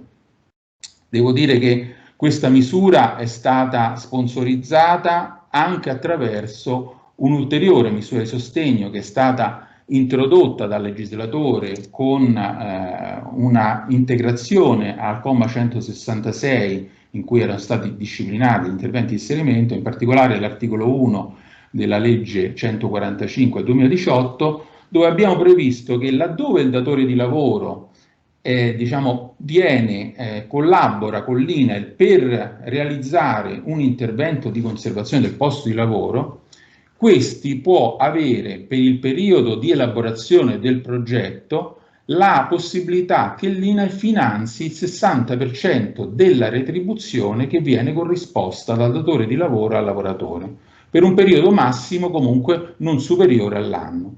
Quindi è un'ulteriore misura di sostegno che vede la possibilità del datore di lavoro di trattenere il lavoratore nell'ambito del posto di lavoro, che ancora non può attendere all'attività lavorativa per la quale dovrà essere, diciamo, reinserito, e in attesa che il progetto di reinserimento, quindi tutto l'iter legato all'accomodamento ragionevole, alla realizzazione dell'accomodamento ragionevole del progetto sia completato, l'INAIL finanzia il 60% del costo di questa retribuzione. Abbiamo fatto anche diciamo, ulteriori iniziative, sicuramente il fatto di cercare in qualche modo il coinvolgimento di altri soggetti secondo noi è indispensabile, tant'è che abbiamo promosso convenzioni tra le direzioni regionali e le regioni, soprattutto per cercare di condividere percorsi univoci finalizzati al reinserimento di queste persone. È molto importante lo scambio di informazioni, di dati, soprattutto con i centri per l'impiego. Molte direzioni regionali hanno stipulato queste convenzioni per cercare di dare sempre maggior attuazione e stimolo soprattutto a tutti gli interventi di inserimento in nuova occupazione. Molto spesso alcune informazioni che ha l'INAIL non le ha il centro per l'impiego e viceversa, quindi è necessario fare questa attività di collaborazione formativa ma anche informativa e scambio di informazioni per pervenire allo stesso risultato. Un'ultima considerazione è quella di coinvolgere quanto più possibile anche le parti sociali, i patronati, gli enti bilaterali e le associazioni senza scopo di lucro. Abbiamo notato che molto spesso non è per diciamo, mancanza o non volontà da parte dei soggetti di non realizzare il progetto di reinserimento, ma per scarsa conoscenza delle misure che l'istituto propone. Per cui è necessario che anche altri soggetti oltre linea, in questo caso il legislatore ha individuato proprio questi soggetti di cui parlavo prima, per realizzare progetti di formazione e informazione che siano rivolti appunto ai lavoratori, ai datori di lavoro, per far conoscere queste nuove possibilità, queste nuove opportunità che si presentano e quindi aiutarci a utilizzare queste risorse finanziarie che l'istituto mette a disposizione. Queste misure, come ho detto, sono misure che sono nate per una finalità che è quella appunto di accompagnare il disabile, di tutelare il disabile dal lavoro, ma abbiamo notato anche dai dati che in realtà queste misure vengono anche incontro all'obiettivo che è quello dell'invecchiamento attivo, perché ci siamo resi conto che più del 50% delle persone che sono state reinserite, dei lavoratori che sono stati reinseriti o comunque hanno ricevuto questi finanziamenti, hanno riguardato persone che hanno superiore di età di 50 anni, il che vuol dire che effettivamente c'è questa particolare. Forse abbiamo perso il dottor Putti, vediamo se lo recuperiamo, perché stava comunque concludendo il ragionamento. Allora io, in attesa di riaverlo, farei così: se il dottor Caffio è online, io darei la parola a Stefano Caffio e poi ci riserviamo nella parte finale, tanto abbiamo tempo, l'abbiamo fatto apposta per lasciare spazio alle domande, anche a una interazione tra i vari relatori e anche uno scambio di vedute, anche su alcuni aspetti. Io stessa mi sono segnata alcune cose su cui magari farvi delle domande o focalizzare l'attenzione. Quindi, visto che il dottor Putti non lo recuperiamo, mi pare adesso, io farei così: darei la parola al professore aggregato Stefano Caffio, che ci parlerà di un tema che si lega a tutto questo ragionamento, una sorta di completamento, ma anche una sorta di apertura, perché comunque siamo ancora in un momento emergenziale. C'è il dottor Putti? L'abbiamo ritrovato? Sì. Allora, perché l'avevamo perso, allora stavamo andando avanti. Sì, ho fatto bene, ma a un certo punto non mi ricordo se è saltato il collegamento o no. È finito. Concluda pure il ragionamento che stava facendo, perché era arrivata alla parte sul un discorso di un coinvolgimento delle parti sociali. Eravamo lasciati là.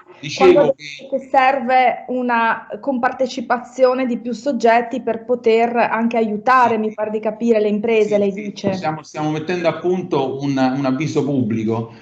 Questo nasce da una disposizione del legislatore che ha previsto che le parti sociali, gli enti del terzo settore ed altri soggetti possano in qualche modo aiutarci a pubblicizzare progetti di formazione, informazione. Noi andremo a finanziare proprio questi progetti di formazione. In questo caso sarebbero le parti sociali che elaborano un progetto di formazione destinato ai lavoratori o ai datori di lavoro affinché mettano a conoscenza questi soggetti delle nuove opportunità che l'INAIL mette a disposizione.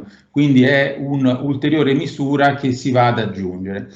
No, dicevo prima, non so se si è sentito, che alla fine noi abbiamo visto che le persone che sono state infortunate, che sono state reinserite, che hanno ottenuto questi finanziamenti, hanno per il 50% un'età superiore ai 50 anni. Quindi indirettamente, se pure la misura è nata per un'altra finalità, in un certo senso può essere letta anche in ottica di invecchiamento attivo. Questa era la conclusione che volevo dire.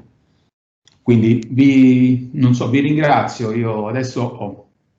Grazie a lei, resti comunque in linea perché appunto auspico qualche domanda da parte di chi ci ascolta e comunque anche un'interazione tra voi relatori. E tra l'altro io già le dico che la curiosità poi che ho è proprio quella di capire un po' questo tipo di progettualità, come viene realizzato, perché una domanda magari di questo possiamo parlare dopo, è proprio se questi progetti anche delle imprese che possono proporre all'INAIL dei meccanismi, delle soluzioni di reinserimento sono molto difficili, perché nella mia esperienza quando su vari aspetti che riguardano il mercato del lavoro, la disabilità, ma non solo, ci sono anche la tutela per esempio della maternità oppure progetti che riguardano le pari opportunità, ho percepito che quando poi questa progettualità è molto difficile, la burocrazia diventa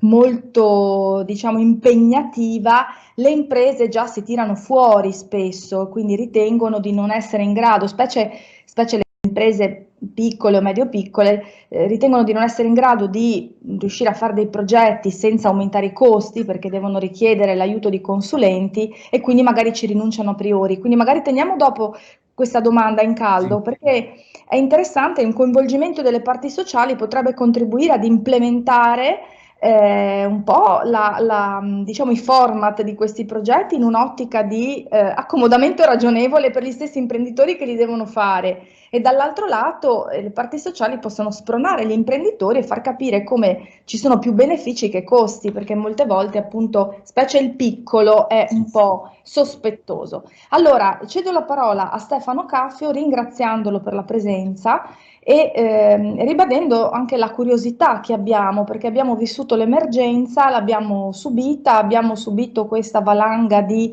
norme e abbiamo sentito molto parlare di norme prevenzionali, anticontagio e lavoratori fragili, quindi ti chiedo la cortesia di fare il punto della situazione. Ti cedo la parola. Grazie professoressa Pili anche per l'invito e quindi per la partecipazione a questa bella iniziativa. Il tema della prevenzione e quindi della garanzia della salute e della sicurezza nei luoghi di lavoro per i lavoratori fragili, se vogliamo, rispetto al tema degli accomodamenti ragionevoli, si pone, come dire, in rapporto di complementarietà, nel senso che prima ancora che arrivare agli accomodamenti ragionevoli, è ovvio che il datore di lavoro deve predisporre un ambiente di lavoro idoneo a garantire, a salvaguardare l'integrità psicofisica di tutti i lavoratori e di tutte le lavoratrici, ma in particolar modo di quelli cosiddetti fragili. E come appunto ha rilevato la stessa professoressa Filì nell'introduzione, ma anche i due relatori che mi hanno preceduto, soprattutto il professor Garofalo, nella sua relazione, il tema, diciamo, dei lavoratori fragili e della loro condizione di salute e dunque, diciamo, della compatibilità della loro condizione di salute con l'espletamento dell'attività lavorativa è un tema assai complesso, perché richiede sostanzialmente di trattare, diciamo, di analizzare e di delimitare soprattutto se e quali sono gli obblighi del datore di lavoro sotto questo profilo. Un'area tematica che naturalmente si è arricchita di ulteriore complessità proprio per effetto della pandemia e della normativa emergenziale alluvionale, devo dire, che è stata introdotta soprattutto a partire da marzo del 2020. Ciò di meno però va detto che già il quadro normativo, come dire, vigente in condizioni ordinarie contiene tutta una serie di norme che in qualche modo, pur non facendo esplicita menzione di questa nuova categoria dei lavoratori appunto qualificati come fragili, Di fatto fanno comunque riferimento alla loro particolare condizione di salute, di cui il datore di lavoro nel predisporre, o chi per lui, insomma i dirigenti o i preposti, diciamo in generale tutte le figure coinvolte nella gestione della salute e della sicurezza nei luoghi di lavoro, devono tener conto. In linea generale, tra queste norme rientra sicuramente l'articolo 28 che del testo unico in materia di salute e sicurezza nei luoghi di lavoro, vale a dire del decreto legislativo 81 del 2008, che tra i contenuti minimi, diciamo, che il documento di valutazione dei rischi deve avere, indica anche quello della valutazione di tutti i rischi presenti e connessi sul luogo di lavoro e connessi all'espletamento dell'attività lavorativa, ivi inclusi quelli specifici legati a particolari gruppi di lavoratori individuati tra gli altri fattori anche in funzione dell'età. A questa disposizione generale, di carattere generale, legata dunque come dire, all'adempimento forse più rilevante di cui è gravato il datore di lavoro in materia di gestione della salute e di salvaguardia della salute dei lavoratori e delle lavoratrici, fanno seguito due previsioni specifiche. Una prima previsione che riguarda l'obbligo del datore di lavoro nell'assegnazione dei compiti ai lavoratori e alle lavoratrici di tenere conto delle particolari condizioni di salute degli stessi o delle stesse. Articolo 18,1 lettera C del decreto legislativo 81 del 2008. Inoltre si prevede tra i doveri generali e tra le misure generali che il datore di lavoro o il dirigente deve adottare a seconda poi naturalmente del modello organizzativo dell'impresa o diciamo, del datore di lavoro in generale, il datore di lavoro deve provvedere all'allontanamento del lavoratore o della lavoratrice dal luogo di lavoro qualora il lavoratore o la lavoratrice sia esposto ad un rischio per motivi legati alle condizioni personali di salute. A queste norme si aggiunge poi naturalmente un'ulteriore misura che è quella ovviamente della sorveglianza sanitaria, laddove nell'elencazione delle visite attraverso le quali questo adempimento, cioè la sorveglianza sanitaria, viene espletato, viene indicata quella su richiesta del lavoratore o della lavoratrice qualora per effetto appunto della condizione personale di salute l'espletamento dell'attività lavorativa possa aggravarne le condizioni personali. Ora, questa sintetica ricostruzione del quadro normativo vigente in condizioni ordinarie di fatto ci dice che sebbene i lavoratori fragili non siano espressamente menzionati, dato che li abbiamo identificati, definiti, o meglio, ne abbiamo delimitato, diciamo, abbiamo delimitato questa categoria sulla base appunto delle particolari condizioni di salute, cioè si tratta di soggetti, come anticipato da chi mi ha preceduto, che o perché affetti da malattie, da gravi patologie croniche, in genere si fa riferimento a patologie oncologiche, o perché immunodepressi, in ogni caso sono maggiormente esposti a rischi nell'espletamento dell'attività lavorativa, più diciamo della generalità degli altri lavoratori e delle altre lavoratrici.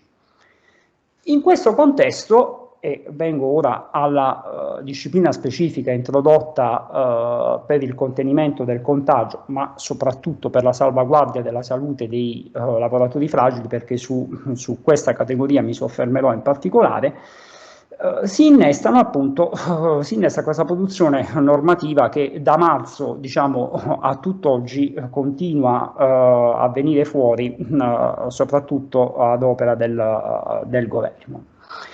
A dire il vero, diciamo, il primo atto nel quale compare la categoria dei lavoratori fragili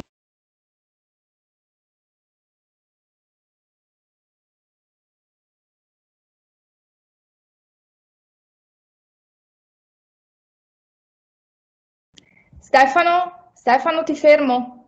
Hai disattivato per sbaglio il microfono. ci siamo lasciati quando hai detto il primo atto. Ah, ok, perfetto, Citato la ok, scusate, categoria diciamo, non me ne sono accorto, ho toccato involontariamente il touchpad. Ma Ok. magari l'ha fatto anche qualcun altro per sbaglio, perché può anche essere questo. Quindi da lì, dal primo atto, ci hai lasciato con la suspense. Perfetto, grazie Valeria.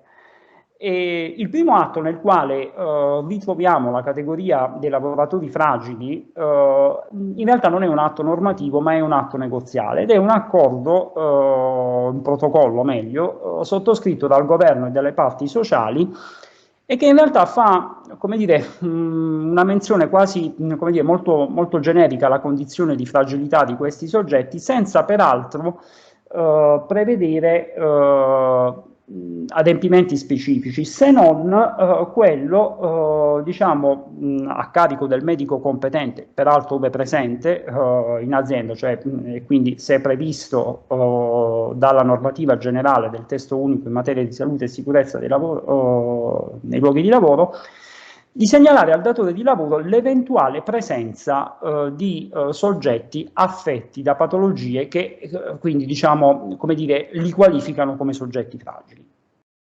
Al di là di questo non c'è nulla. Bisogna attendere di fatto il decreto legge 18 del 2020, diciamo emanato a distanza di qualche giorno, nel quale invece ritroviamo due disposizioni in particolare. Una nella quale per i soggetti immunodepressi o affetti da patologie oncologiche o che si sottopongono a terapie salvavita, l'eventuale esenzione dal servizio, diciamo, disposta dalle autorità sanitarie competenti viene equiparato al ricovero ospedaliero. Una norma che apparentemente potrebbe sembrare di poco conto, ma che in realtà non lo è, perché va posta in relazione con tutta una serie di altre misure che, per esempio, nel pubblico impiego prevedevano addirittura, nell'impossibilità di soluzioni alternative, l'esonero dal servizio. A questa misura si aggiunge poi quella prevista dall'articolo 39,2 sempre del decreto legge 18, nel quale si prevede che, con riferimento al settore privato, che i lavoratori affetti da gravi e comprovate patologie e peraltro con capacità lavorativa ridotta abbiano priorità nell'accesso alla modalità di lavoro agile. Previsione poi estesa, diciamo, in sede di conversione del decreto legge 18 del 2020 anche agli immunodepressi, e che poi, come appunto anticipato dal professor Garofano nella sua relazione, nell'articolo 90, diciamo, sebbene a condizioni parzialmente diverse, per questi soggetti, a cui si aggiungono però naturalmente le altre categorie che sono riconducibili a quella dei lavoratori fragili, su valutazione del medico competente, il lavoro agile diventa la modalità privilegiata, cioè diventa un diritto in presenza di certe condizioni, sebbene subordinandola ad una valutazione del medico competente. A distanza, diciamo, di qualche settimana, quindi ecco, già come dire, il susseguirsi di atti, diciamo, peraltro come adesso vedremo a distanza di poche settimane l'uno dall'altro, dimostra come in realtà ci sia stata una sorta di presa di coscienza progressiva rispetto alla condizione di questa particolare categoria di soggetti, e dunque diciamo, come dire, una sorta di robustimento, ecco, dell'apparato di misure mirate a prevenire, soprattutto a preservarne lo stato di salute, soprattutto data la maggiore esposizione al rischio di contagio, specialmente se costretti, obbligati ad espletare l'attività lavorativa con modalità in presenza. L'INAIL all'inizio di aprile elabora un documento tecnico, nel quale è un documento tecnico particolarmente importante perché diciamo, sulla base di questo documento tecnico, poi diciamo, approvato dal Comitato Tecnico Scientifico, istituito ad hoc naturalmente per l'introduzione delle misure atte al contenimento del contagio, sulla base appunto dei contenuti di questo documento tecnico viene introdotto nel decreto legge 34 l'articolo 83 di cui ci parlava ancora il professor Garofalo, riguardo alla cosiddetta sorveglianza sanitaria eccezionale. Ci tornerò, diciamo, tra un po' su questo punto. Il 24 aprile il protocollo, diciamo, sottoscritto il 14 marzo viene integrato, e questa volta però viene integrato e viene recepito all'interno del DPCM del 26 aprile, con il quale di fatto si avvia la cosiddetta fase 2, cioè la fase nella quale sono previste le misure a cui i datori di lavoro devono attenersi in fase di riavvio delle attività dopo il periodo del lockdown. In questo protocollo del 24 aprile sono previste, diciamo, viene sicuramente valorizzato naturalmente ancora di più il ruolo del medico competente, soprattutto per quanto concerne la valutazione della condizione di fragilità di alcuni soggetti, ma in particolare i contenuti e le misure ivi previste vengono prima recepite all'interno del DPCM del 26 aprile e poi addirittura normativizzate col decreto legge numero 33 del 2020. Qui si era aperta una questione in merito all'obbligo del datore di lavoro in fase di riapertura, di riavvio delle attività, di un obbligo di adeguamento del documento di valutazione dei rischi che prevedesse e contenesse anche le misure previste appunto da questo protocollo. Adesso non entro nel merito di questo dibattito, insomma, diciamo, perché in realtà ci sono stati pareri contrastanti in merito. Mi limito però semplicemente ad osservare, soprattutto con riferimento alla categoria dei lavoratori fragili, che nel momento in cui il documento di valutazione dei rischi deve prevedere le misure di salvaguardia dell'integrità psicofisica anche con riferimento a categorie di soggetti individuate sulla base di specifici fattori, quindi di una particolare condizione personale, e in questa categoria indubbiamente vi rientrano anche i lavoratori fragili, è evidente dal mio punto di vista che nel momento in cui quelle misure vengono recepite all'interno di un atto ancorché amministrativo e poi ma successivamente comunque normativo, e quindi diventano obbligo per il datore di lavoro di attuazione di quelle misure, il documento di valutazione dei rischi andava indubbiamente adeguato, costituiva un obbligo. Tenendo conto anche di un altro aspetto sul quale andrò molto rapidamente, cioè del fatto che l'articolo 42,2 del decreto legge 18 del 2020 ha qualificato come infortunio sul lavoro il contagio, quindi la contrazione del virus in occasione di lavoro, quindi sostanzialmente sul luogo di lavoro. Sebbene, diciamo, la nozione di occasione di lavoro sia decisamente più ampia. Però non ho il tempo, insomma, di soffermarmi su questo profilo. Nel momento in cui dunque diciamo, un contagio viene qualificato come infortunio sul lavoro, è evidente che questo comporta per il datore di lavoro l'obbligo di predisporre le misure affinché questo rischio sia in qualche modo prevenuto. Nella circolare diciamo, del Ministero della Salute, seguita a distanza di pochi giorni dal DPCM del 26 aprile, tra i vari profili appunto che vengono considerati ce n'è uno di particolare rilevanza per quanto riguarda i lavoratori fragili.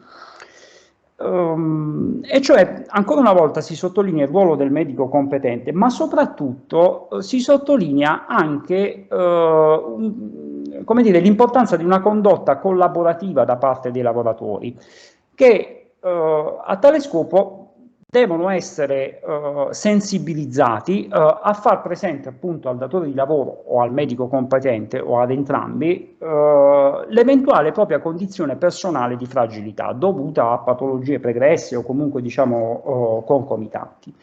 Questo tipo di comportamento, diciamo, che nella circolare è raccomandato, dal mio punto di vista costituisce invece un vero e proprio obbligo, perché diciamo, se vogliamo, perfettamente coerente con il modello di gestione della salute e della sicurezza nei luoghi di lavoro voluto dal legislatore del testo unico del decreto legislativo 81 del 2008, che prevede appunto un modello, come dicevo, collaborativo, nel quale il lavoratore non è soltanto destinatario di diritti e quindi diciamo non è creditore semplicemente di sicurezza, ma è anche debitore.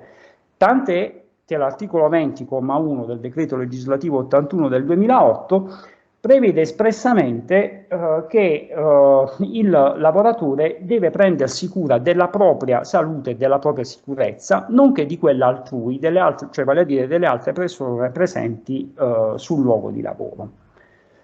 Prendersi cura della propria salute, riferito ai lavoratori fragili, evidentemente in questo contesto significa far presente al medico competente la propria condizione di fragilità, che il medico competente potrebbe non conoscere o perché il lavoratore, diciamo, assunto da poco, diciamo, o perché non è stato sottoposto, diciamo, ad una sorveglianza sanitaria, o perché pur essendo sottoposto a sorveglianza sanitaria è un fattore che evidentemente è un'informazione che il lavoratore può aver omesso, perché magari ritenuta non pertinente rispetto al tipo di occupazione o al tipo di mansione o di attività lavorativa alla quale è adibito. E veniamo così, diciamo, all'articolo 83, che prevedeva appunto questa sorveglianza sanitaria eccezionale.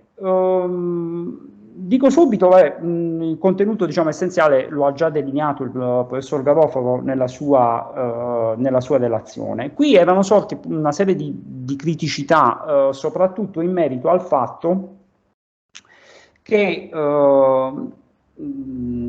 questa sorveglianza sanitaria eccezionale era diciamo imposta non soltanto ai datori di lavoro che sono obbligati a nominare il medico competente, ma anche a quelli che invece il medico competente in azienda non lo hanno.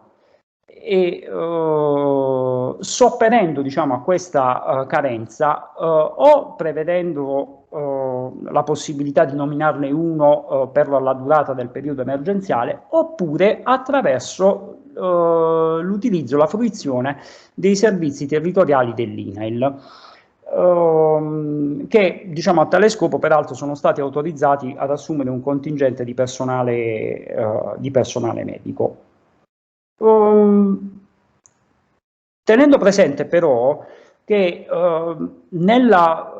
trattandosi, diciamo, di una verifica semplicemente mirata a capire se la condizione personale di fragilità in qualche modo può diciamo, essere aggravata dall'espletamento dell'attività lavorativa e quindi, diciamo, può essere aggravata dal rischio di contagio del virus, del Covid-19, evidentemente nulla diceva in merito poi alle modalità attraverso cui, come dire, gestire la particolare condizione di salute di questo soggetto, a differenza invece di quanto accade quando questo tipo di sorveglianza sanitaria, ancorché eccezionale, quindi aggiuntiva rispetto a quella ordinariamente prevista dall'articolo 41 del testo unico, viene svolta dal medico competente, che nel valutare naturalmente l'idoneità alla mansione anche alla luce del rischio da contagio, ovviamente tiene conto non solo delle particolari attività, quindi delle mansioni alle quali il lavoratore o la lavoratrice è adibito, ma tiene conto anche dell'ambiente di lavoro che il medico competente, essendo un collaboratore del datore di lavoro, conosce bene, perché il datore di lavoro ha ovviamente l'obbligo di informarlo sulle caratteristiche dell'organizzazione produttiva che ha predisposto. Ora, sorvolo, diciamo, anche qui per ragioni di tempo su tutta una serie di criticità emerse in merito a all'espletamento di questa sorveglianza sanitaria eccezionale, anche perché appunto, tra l'altro, come anticipato per effetto del decreto legge 83 del 2020, questa norma ha cessato di avere efficacia il 1° agosto, a differenza di altre norme che invece, diciamo, la cui efficacia è stata prorogata comunque fino alla cessazione dello stato di emergenza. E vengo subito, diciamo, alla questione, cioè che cosa accade ora che in realtà è venuta meno questa specifica misura consistente appunto nella sorveglianza sanitaria eccezionale? Beh, qui la circolare numero 13, la circolare congiunta del Ministero del Lavoro e del Ministero della Salute del 4 settembre del 2020, in un certo qual modo ha cercato di sopperire alla lacuna venutasi a creare proprio per effetto della cessazione degli effetti della disposizione che prevedeva la sorveglianza sanitaria eccezionale per i lavoratori fragili. Che cosa si prevede in realtà? Beh, si dice sostanzialmente che nell'ordinamento, e questo un po' conferma quanto vi ho anticipato all'inizio, in apertura di questo mio intervento, esistono delle norme che in qualche modo possono essere utilizzate per sopperire alla lacuna venutasi così a creare. Sebbene poi devo aggiungere una considerazione a questo proposito. Quali sono queste norme? Beh, nella circolare si fa riferimento anzitutto alle visite mediche facoltative a cui il datore di lavoro può ricorrere rivolgendosi ad enti pubblici ovvero ad istituti di diritto pubblico al fine di accertare l'idoneità fisica del lavoratore o della lavoratrice allo svolgimento dell'attività lavorativa a cui deve essere adibito o adibita. Si tratta delle visite mediche di cui all'articolo 5,3 della legge 300 del 70, vale a dire dello statuto dei lavoratori. Devo dire rispolverato per l'occasione, perché in realtà una volta andato, benché diciamo si tratti di due norme che hanno diciamo delle differenze applicative, indubbiamente però si tratta di una norma che oggi sostanzialmente risulta in parte, ma solo in parte, superata da tutta la disciplina della sorveglianza sanitaria prevista nel testo unico 81 del 2008. L'altro strumento a cui si fa riferimento è quello di cui vi ho fatto cenno sempre in apertura, cioè vale a dire la visita su richiesta del lavoratore o della lavoratrice, di cui all'articolo 41,2 lettera C del decreto legislativo 81 del 2008. Un'osservazione in merito. È vero che si tratta di una soluzione interpretativa che in qualche modo cerca di porre rimedio ad una lacuna venutasi a creare in questo ambito, però innanzitutto diciamo occorre tenere presente che sebbene sia venuta meno la sorveglianza sanitaria eccezionale, resta pur sempre quella ordinaria.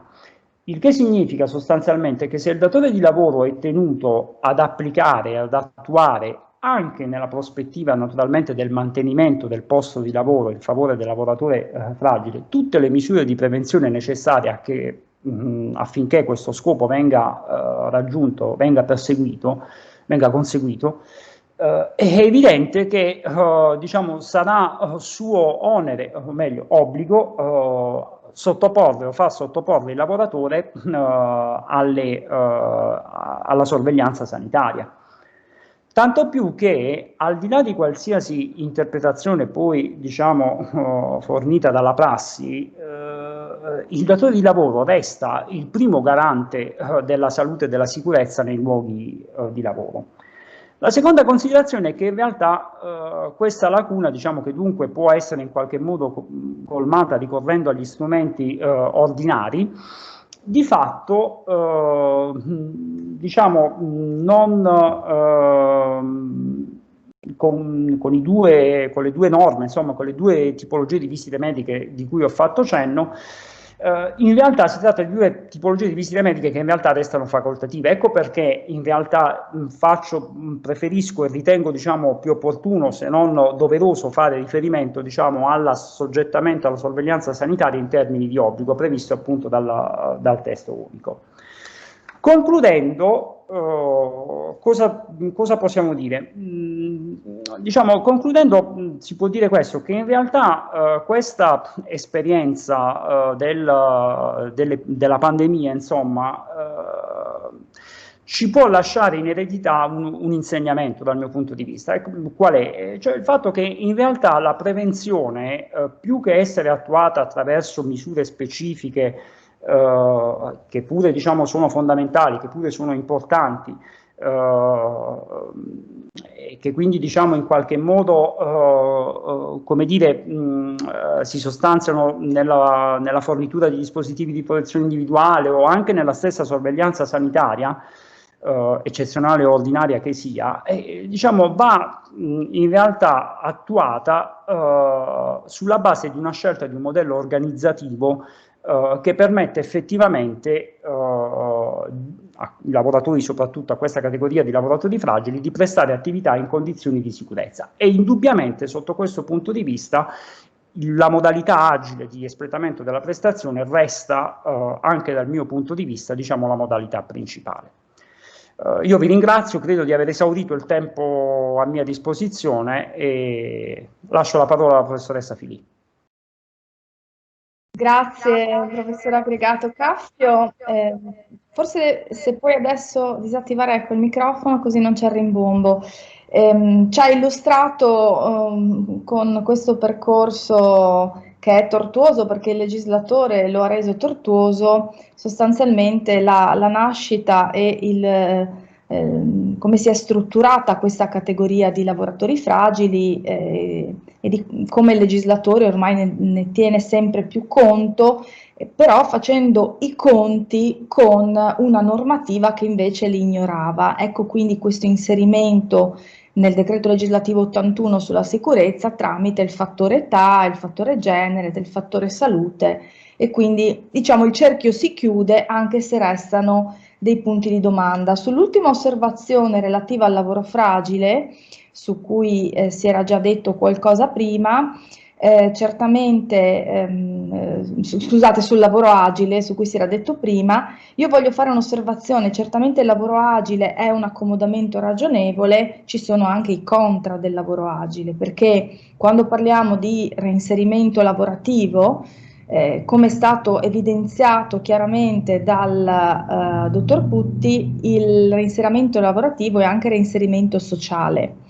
Il lavoro agile senz'altro può essere uno strumento molto importante, ma un rischio è quello dell'isolamento sociale, quindi magari se dopo vuoi aggiungere anche qualcosa su questo, perché la tutela della salute è una tutela della salute psicofisica e mi pare che qualche volta si consideri la salute soltanto come una salute fisica, poiché molti soggetti fragili o disabili in realtà devono essere inseriti in un contesto che deve essere anche un contesto sociale di relazioni. Ecco, io non ritengo, anche per l'esperienza personale durante il lockdown, che un, tra virgolette, isolamento sia l'ottimale, per quanto possa proteggere la salute fisica, può danneggiare quella psichica e relazionare. Ma su questo magari torniamo dopo. Io chiederei se ci sono delle domande. Se volete, chi vuole fare la domanda può anche comparire. Io intanto però pongo una domanda al professor Garofalo, una l'avevo posta prima al dottor Putti, questa la lascio per Stefano Caffio, una domanda al professor Garofalo che mi è sorta anche un po' sentendo le relazioni successive. Vorrei che puntualizzasse gli aspetti sanzionatori, perché ci si è domandati, ma se gli accomodamenti ragionevoli non vengono realizzati, che cosa succede? C'è una mancanza di sanzione? Si può ricorrere a dei principi generali e ricorrendo a questi principi generali in realtà un apparato sanzionatorio lo troviamo. Quindi io chiederei al professor Garofalo se compare e chiederei anche al dottor Putti e al dottor Caffio di comparire, così facciamo finta di essere seduti insieme ad un tavolo. Nel frattempo, se ci sono delle domande, se non volete, perché avete un momento di timidezza, comparire e fare la domanda, potete scrivere nella chat la domanda, quindi ci sarà la mia collaboratrice a leggere la chat e quindi senza problemi potete scrivere la domanda. Intanto io cedo la parola ai relatori sperando che possano anche interagire tra di loro proprio perché ci può essere un proficuo scambio di punti di vista. Prego, professor Garofalo. Sì, allora rispondo in modo specifico alla domanda posta dalla collega Filippi. cioè se l'obbligo di adottare i raccomandamenti ragionevoli in caso di inadempimento sia sanzionabile e ovviamente in che modo. Allora, diciamo che una risposta a questa domanda la possiamo rinvenire nell'articolo 2 della Convenzione ONU, che come vi ho detto nel mio intervento è stata ratificata in Italia, che velocemente vi leggo. Discriminazione sulla base della disabilità indica qualsiasi distinzione, esclusione o restrizione sulla base della disabilità che abbia lo scopo o l'effetto di pregiudicare o annullare il riconoscimento, il godimento e l'esercizio su base di uguaglianza con gli altri di tutti i diritti umani e le libertà fondamentali in campo politico, economico, sociale, culturale, civile o in qualsiasi altro campo. Essa include ogni forma di discriminazione, questo è il passaggio che ci interessa, compreso il rifiuto di un accomodamento ragionevole. Quindi la Convenzione ONU qualifica come comportamento discriminatorio il rifiuto di adottare l'accomodamento ragionevole. Mi fermo restando ciò che abbiamo già detto io e il dottor Putti, che ha dato un contributo molto interessante sulla interazione tra l'intervento dell'istituto e l'accomodamento ragionevole. Se il datore di lavoro, una volta venuta meno la pregiudiziale della eccessiva sproporzione del costo economico organizzativo dell'accomodamento, non adotta l'accomodamento, il rifiuto dell'accomodamento è qualificato dalla Convenzione come comportamento discriminatorio, con una peculiarità che di solito le norme in tema di discriminazione sono norme, come dire, aperte, cioè non fanno una esemplificazione dei comportamenti discriminatori.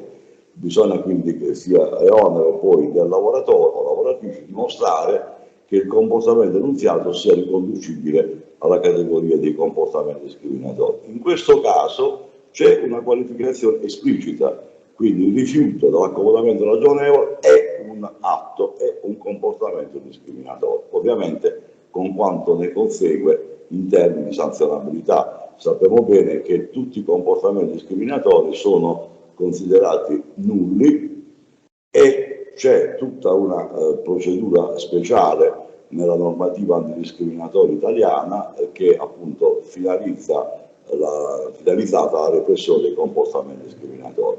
Se discriminatorio fosse l'espulsione del lavoratore disabile in assenza di accomodamento ragionevole, il licenziamento sarebbe nullo e scatta quel che ho detto prima parlando dei lavoratori fragili. Quindi voglio fare anche questa, diciamo, piccola considerazione. Se è nullo il licenziamento del lavoratore fragile ove il datore non adotti gli accomodamenti finalizzati a tenerlo in servizio, non può non essere nullo il licenziamento del lavoratore disabile.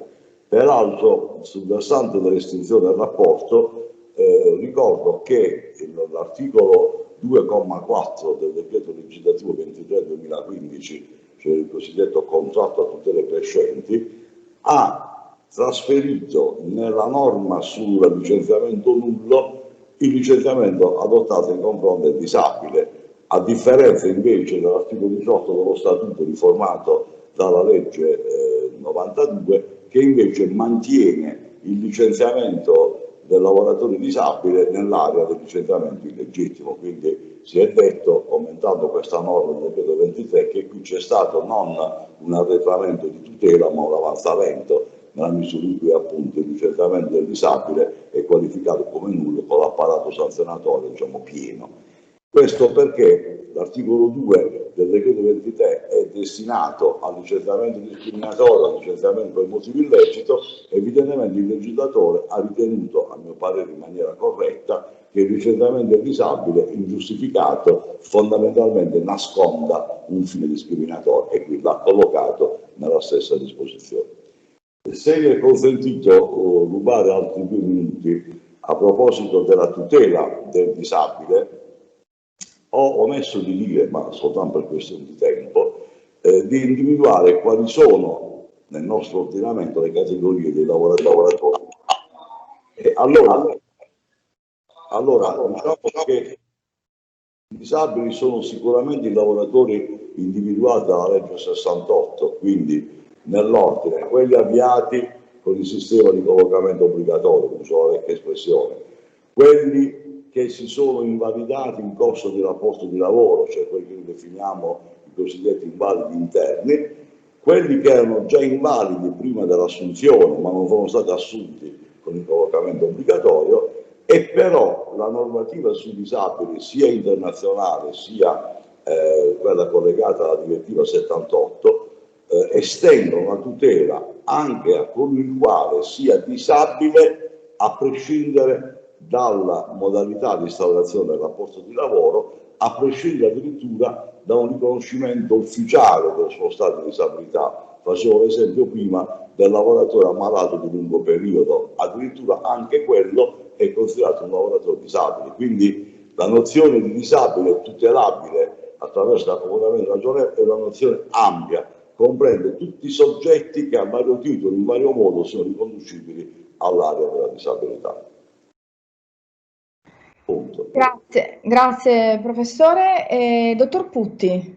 Sì, allora, sì, io condivido quello che ha detto il professor Garofalo, sono perfettamente in linea con anche questa definizione di disabilità che poi ci dà a livello internazionale il regolamento anche 651 del 2014, che ha definito che persona disabile chiunque presenti durature menomazioni fisiche, mentali, intellettuali, sensoriali che in combinazione con le barriere di diversa natura possono ostacolare la vita, la partecipazione all'ambiente, diciamo, di lavoro, e quindi questo è un concetto molto ampio. Ecco perché dicevo che per quanto riguarda la definizione che abbiamo recepito nel nostro regolamento di attuazione del reinserimento lavorativo è perfettamente in linea con quanto viene dettato a livello internazionale. Ritornando invece al discorso della difficoltà di fare progetti, in realtà qui il problema principale è riuscire in qualche modo a coinvolgere lavoratore e datore di lavoro nell'elaborazione del progetto. L'INAIL è pronto e ha tutte le professionalità per valutare come effettuare questi progetti, effettuando dei sopralluoghi per esempio in azienda, attraverso un colloquio con tutti e due gli attori.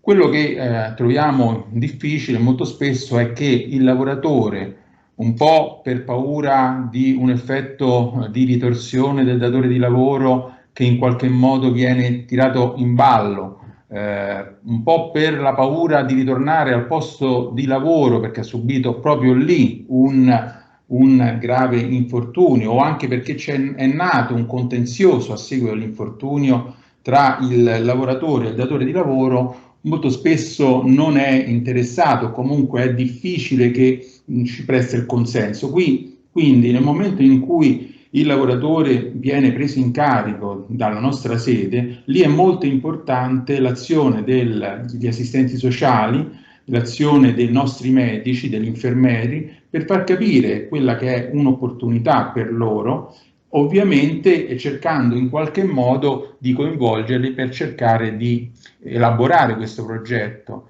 Questo dal punto di vista del lavoratore. Dal punto di vista del datore di lavoro abbiamo anche qui delle difficoltà. Certamente c'è un problema culturale, ma ancora adesso il disabile viene considerato come un onere per l'azienda, non una risorsa che può aumentare la produttività, e questo lo conosciamo, lo sappiamo benissimo. Poi le piccole aziende molto spesso non hanno la mansione nella quale ricollocare la persona disabile, anzi molto spesso il fatto che la persona ha subito un grave infortunio non può essere ricollocata in quella mansione, loro saranno costretti ad assumere un'altra persona, per cui ecco perché dicevo prima che abbiamo grosse difficoltà nell'attuazione e dobbiamo ovviamente cercare in qualche modo di coinvolgere anche per esempio i patronati, cerchiamo di coinvolgere perché sono loro che hanno un contatto diretto col lavoratore e possono in qualche modo indirizzarlo. E poi un'altra cosa, molto spesso i datori di lavoro vedono nell'INAIL ancora un soggetto di carattere sanzionatorio, per cui hanno sempre paura di far venire lì nell'azienda a fare il sopralluogo perché hanno paura che partono le sanzioni. In realtà i nostri sopralluoghi... C'è sempre qualche scheletro nell'armadio, questo sì, sì, c'è sempre questo, però in realtà, a parte che noi non mandiamo nessun ispettore, ma soltanto eventualmente i nostri medici e i nostri assistenti sociali o i nostri tecnici per vedere l'ambiente di lavoro e capire qual è la soluzione migliore da adottare. Però effettivamente ci sono resistenze. Una volta però che abbiamo il consenso di entrambi, ovviamente il problema riguarda l'iterazione per esempio col medico competente per cercare di capire qual è la soluzione migliore per reinserire. Però i problemi sono a monte per cercare di percepire, di intercettare il consenso di entrambi i soggetti. Questo è certo. Finora abbiamo difficoltà a questo. No, è molto interessante, grazie a lei questa precisazione, perché poi è proprio così, c'è da un lato la sensibilizzazione dei datori di lavoro e dei lavoratori, dall'altro lato l'eliminare quelle barriere che ci sono spesso con le istituzioni per paura di essere controllati, invece che in una logica propositiva, cioè vederle come alleati per poter fare qualcosa per migliorare. Proprio su questo aspetto io chiederei al dottor Caffio di appunto chiudere il cerchio, cioè da un lato, vabbè, questa mia osservazione sul discorso della salute a 360 gradi, e che tra l'altro emerge anche dal testo unico decreto legislativo 81/2008, laddove poi si prevede espressamente lo stress lavoro correlato come un fattore che deve essere tenuto in seria considerazione quando si fa la valutazione dei rischi. Allora lo stress lavoro correlato è uno stress che può essere anche causato da un'attività lavorativa svolta prevalentemente con dispositivi e non in presenza, quindi eliminando quei fattori, diciamo, di decompressione e di lavoro di equipe, di gruppo, che invece un lavoro in presenza può dare. Poi è chiaro che lo stress lavoro correlato molte volte è correlato all'ambiente lavorativo, quindi, ma voglio dire, non è tutto oro, ecco, il lavoro agile, ci sono anche degli aspetti, diciamo delle ombre, non sono solo luci, sono anche ombre. E poi volevo aggiungere un'altra considerazione, prima di lasciarti la parola.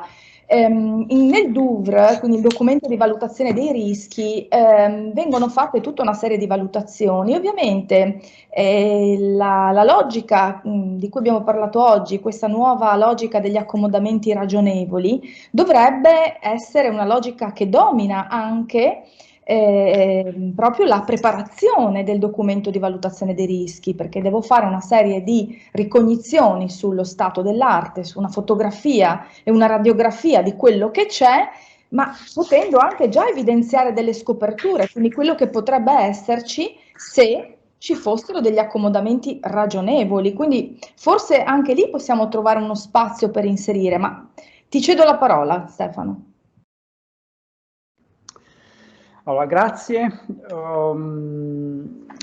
Rispetto al primo profilo, quello diciamo del lavoro agile, indubbiamente sì, condivido l'osservazione sui rischi che questa modalità di espletamento della prestazione lavorativa comporta, diciamo, per l'integrità in questo caso psichica del lavoratore. Diciamo, indubbiamente uno degli aspetti sicuramente indubbiamente negativi di questa, chiamiamola, sperimentazione, diciamo, obbligata a cui siamo stati tutti un po' sottoposti nel periodo del lockdown, ha evidenziato appunto che effettivamente diciamo, si verifica proprio una sorta di fenomeno di alienazione, no? Diciamo, indubbiamente è così. Però attenzione, perché in realtà qui andiamo a toccare un altro profilo che è abbastanza delicato, che è quello delle responsabilità, nel senso che è vero indubbiamente che il datore di lavoro deve adoperarsi, perché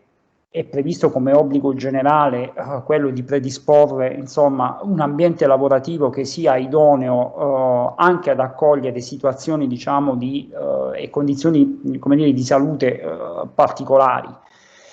Ma è altrettanto vero che qui il confine, diciamo, è assai, come dire, sfumato, perché in realtà, diciamo, proprio l'area della delimitazione delle responsabilità datoriali e di chi con lui collabora nella predisposizione delle misure di prevenzione, nel caso di specie il medico competente, è molto molto sottile. E questo naturalmente, diciamo, cosa significa, cosa comporta? Comporta dal mio punto di vista che ben difficilmente, insomma, un datore di lavoro o un medico competente si assumerebbe la responsabilità di far svolgere l'attività in presenza di un lavoratore che è affetto, diciamo, già da particolari patologie in una situazione di diffusione del virus, diciamo, per restare a questo contesto. Quindi indubbiamente possiamo dire che certamente la pandemia non ha agevolato, come dire, gli accomodamenti ragionevoli. E questo però in realtà, diciamo, mi dà anche sponda per rispondere poi, o meglio per puntualizzare qualcosa in merito al secondo profilo che evidenziavi, diciamo, nelle tue osservazioni, cioè vale a dire quello dell'adeguamento, insomma, del documento di valutazione dei rischi. Da questo punto di vista sicuramente sì, diciamo, è indubbio che gli obblighi soprattutto previsti a seguito dell'adeguamento, diciamo, del decreto legislativo di recepimento della direttiva 78 del 2000 in un certo qual modo hanno dei riflessi, hanno degli effetti, producono degli effetti sul documento di valutazione dei rischi, nella misura in cui il datore di lavoro appunto è obbligato a predisporre un ambiente diciamo idoneo ad accogliere anche soggetti in particolari condizioni. E tenendo presente anche un'altra cosa, che però a differenza, ecco, di quanto accade rispetto ai lavoratori disabili e rispetto, diciamo, agli accomodamenti, alla prospettiva degli accomodamenti ragionevoli, in materia di sicurezza non c'è un criterio di proporzionalità, ma c'è il criterio della massima sicurezza tecnologicamente possibile.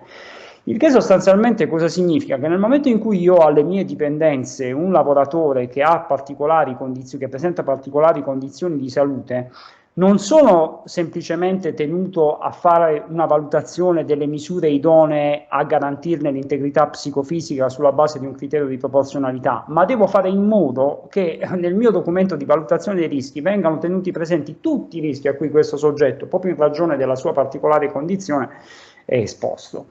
Quindi sì, sicuramente questo, diciamo, ecco, se vogliamo proprio individuare, come dire, un aspetto positivo di questo periodo e quindi, diciamo, indotto sostanzialmente dalla pandemia, potremmo dire che da questo punto di vista la pandemia ha indubbiamente aperto, come dire, diciamo, lo spazio per una rivalutazione dei contenuti del documento di valutazione dei rischi. Grazie. Grazie a te. Ci sono delle domande da parte di chi ci sta ascoltando e vedendo? No, non vedo e non leggo domande. Sì? Allora, mi sentite? Sì? Sì. Buongiorno, sono Gabriella De Caro, il coordinatore regionale del patronato ITAL di Friuli Venezia Giulia. Buongiorno. Allora, io intervengo con immenso piacere a questo evento perché come patronato ITAL a livello nazionale stiamo già seguendo tutto il ragionamento legato all'accomodamento ragionevole e sono sincera, a causa di questa pandemia abbiamo un po' rallentato i lavori qui in Friuli Venezia Giulia perché come voi, anzi come tutti noi ben sappiamo, purtroppo i patronati sono chiamati a svolgere tutta una serie di attività di assistenza che hanno portato via, diciamo, spazi e risorse ad attività importanti come questa, però purtroppo meno emergenziali. E detto questo, volevo portare un piccolo contributo per delle domande che ci arrivano dagli assistiti, in particolar modo dalle persone appunto soggetti fragili, che ci stanno chiedendo che cosa sarà della loro situazione nel momento in cui verrà tolta lo stato emergenziale, quindi non ci sarà più la possibilità di seguire lo smart working e quindi bisognerà pian pianino tornare alla normalità, consapevoli che la situazione sicuramente dal giorno alla notte non tornerà dalla notte al giorno e quindi cosa possono aspettarsi? Grazie. Certo, è una domanda davvero importante, cioè cosa sarà dopo? Cioè si dimenticheranno di nuovo di noi? I relatori vogliono intervenire, il professor Garofalo, il dottor Putti, il dottor Caffio, su questo aspetto, perché la domanda mi pare di assoluta rilevanza. La domanda è assolutamente sensata, quindi non mi sento di dire che sia una domanda fuori centro. Chiaro che il discorso che fa la rappresentante del patronato incrocia un fenomeno più ampio che mi sento di introdurre in chiusura di webinar, che è il discorso sulla sostenibilità. Allora, per capirci, se andiamo a leggere gli obiettivi o goal, come si usa dire in inglese, in pessima pronuncia inglese, dell'agenda ONU 2030, tra i vari obiettivi, tra i 17 obiettivi e i 169 misure previste nell'agenda 2030, c'è una parte dedicata appunto al recupero, all'inserimento lavorativo degli svantaggiati, dei disabili, tutti i soggetti che sostanzialmente hanno una difficoltà a entrare al mercato del lavoro oppure a permanere. Quindi diciamo in quel contesto una posizione cioè non privilegiata, comunque di rilievo, occupa il tema di cui ci stiamo occupando. Qual è il problema? Che lo Stato italiano stava avviando l'attuazione dell'agenda sulla sostenibilità, ma ripeto una sostenibilità vista all'ampio raggio, a tutto tondo. C'è una relazione del governo di dicembre del 2019 sullo stato di attuazione nel nostro paese dell'agenda 2030, diciamo poca roba, e ovviamente è naturale pensare che se già era poca roba a dicembre del 2019, quando ancora di pandemia non si parlava, pur se si dice che già circolasse, a maggior ragione la testa sta altrove in questo contesto. Quindi, salvo il pezzo specifico dei fragili, che ha parlato bene e abbondantemente Stefano Caffio, il discorso più generale che riguarda i disabili è oggettivamente bloccato. Devo dire che un monitoraggio costante dello stato di attuazione dell'agenda 2030 è realizzata dall'ASVIS, che è un'agenzia che è presieduta dall'ex ministro del lavoro professor Giovannini, che monitora costantemente lo stato di attuazione. È chiaro che tutto passa o molto passa attraverso questo discorso.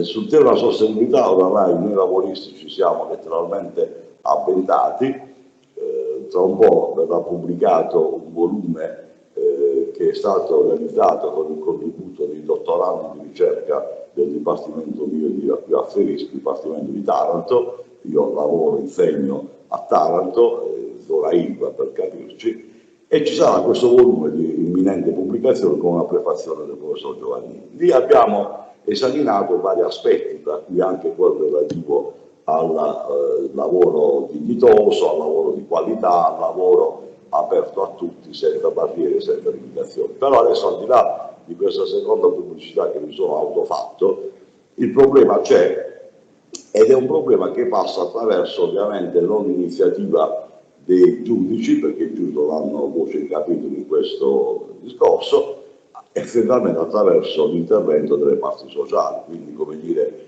lei che rappresenta un patronato importante, direi quasi storico, nel panorama dell'assistenza sociale ai lavoratori, sicuramente la pretesa che il patronato INCA, tutti i patronati che operano in Italia, le organizzazioni sindacali possono avanzare sulla strada dell'attuazione dell'agenda 2030 è una pretesa importante, è una pretesa seria.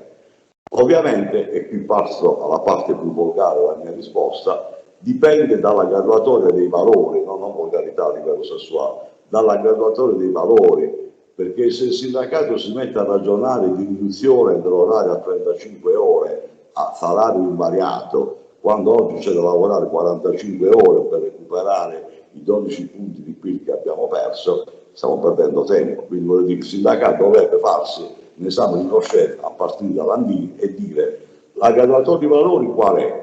Metto al primo posto le 35 ore a salario invariato o metto al primo posto, per ipotesi, il discorso che faceva lei degli accomodamenti ragionevoli?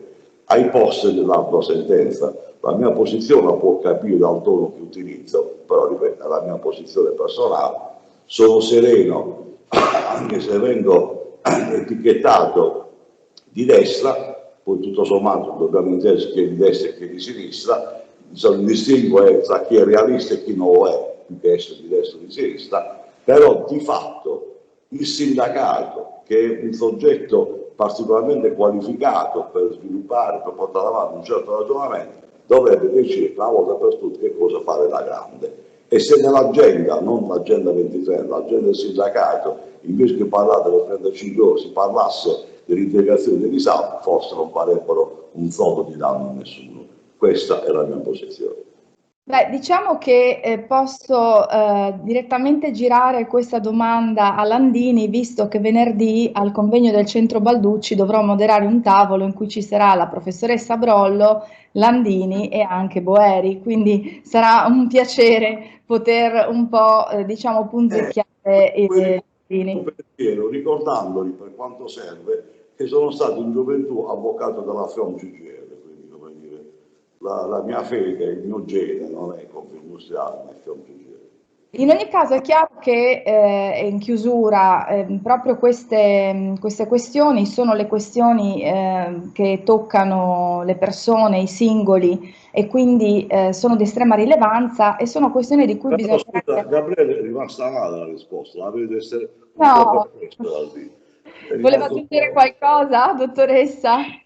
No, semplicemente questo che purtroppo noi si spera per appunto i lavoratori fragili che lo stato di emergenza prosegua al 31 dicembre, altrimenti il 16 di ottobre ci saranno delle persone in smart working che dovranno tornare in ufficio oppure contrattualizzare la situazione dello smart working autonomamente. Sì, però voi dovete assumere la posizione etica di tutelare chi merita realmente di essere tutelato e di stanare quelli che si nascondono dietro il paravento. Allora, giusto per capirci, una posizione sbagliata del sindacato, una posizione sbagliata dei cosiddetti soggetti esponenziali, ha fatto sì che oggi, quando vedo la macchina parcheggiata con il cartello del disabile, piuttosto che pensare allo sventurato che è stato colpito dalla natura, penso al furbo che c'è il tagliando indestato alla nonna di 99 anni per parcheggiare il SUV sotto casa. Se non stanate i parassiti, se non stanate quelli che si nascondono dietro il dito della fragilità, nell'esempio specifico, avrete contro l'opinione pubblica che è convinta che il lavoratore che si affida, che pretende lo smart working, non è quello fragile che si vuol difendere dal coronavirus, ma quello che vuole stare a casa e non fare una mazza. Allora dovete, una volta tanto, specie in questo contesto in cui dobbiamo recuperare 12 punti di PIL, tirare fuori le palle e dire difendiamo i veri fragili, ma quelli che non lo so vanno massacrati senza pietà. Questo è il discorso. Fino a quando farete massa, fino a quando farete indistinto, non andrete da nessuna parte. Allora, sui fragili dobbiamo intenderci, e posso garantire che nella mia comunità accademica, nel mio dipartimento, ci sono lavoratori fragili, però ci sono lavoratori che fingono di essere fragili. Questo è solo il problema. Tenga conto che io faccio attività in presenza, faccio attività non da remoto e ho la veterana età di 69 anni, quindi ho quasi la soglia di 70 anni. Nonostante ciò, pur essendo uno che poteva andare in dita a dire io sono fragile, io vado a lavorare in presenza. Ci sono giovanottoni di 30 anni che vanno a farsi le vacanze alle Baleari di Spagna e al ritorno dall'Italia poi pretendono di essere lavoratori fragili. Questo dovete contrastarlo, se non lo fate andrà a finire male. Bene, mi sembra un monito che ci hai lanciato un po' tutti, perché è chiaro che in questa situazione tutti abbiamo visto che c'è chi ha dato una mano e c'è chi invece si è nascosto, cioè tutti noi specialmente noi che lavoriamo nel pubblico impiego, abbiamo toccato con mano cosa voglia dire lavorare anche al tempo dell'emergenza e invece nascondersi e sostanzialmente non fare nulla, trincerandosi anche dietro lo smart working. Quindi purtroppo sono tristi constatazioni. Volevo però aggiungere questo, diciamo, finendo il ragionamento che avevo iniziato, che le parti sociali certo sono fondamentali in questo processo di responsabilizzazione, ma anche il legislatore, anche i controlli. E proprio sotto questo profilo e anche su una logica di andare a sviluppare quello che questa pandemia ci ha dato e anche questa nuova categoria di fragilità, la parola naturalmente passa al tavolo di chi ci governa, al tavolo del legislatore, chi ci governa anche a livello regionale, quindi una palla che noi lanciamo verso anche il tavolo di appunto chi fa le leggi regionali e nazionali. E qui ci scapperebbe il distinguo del commissario Schiavone, che ometto di riferire perché è noto a tutti.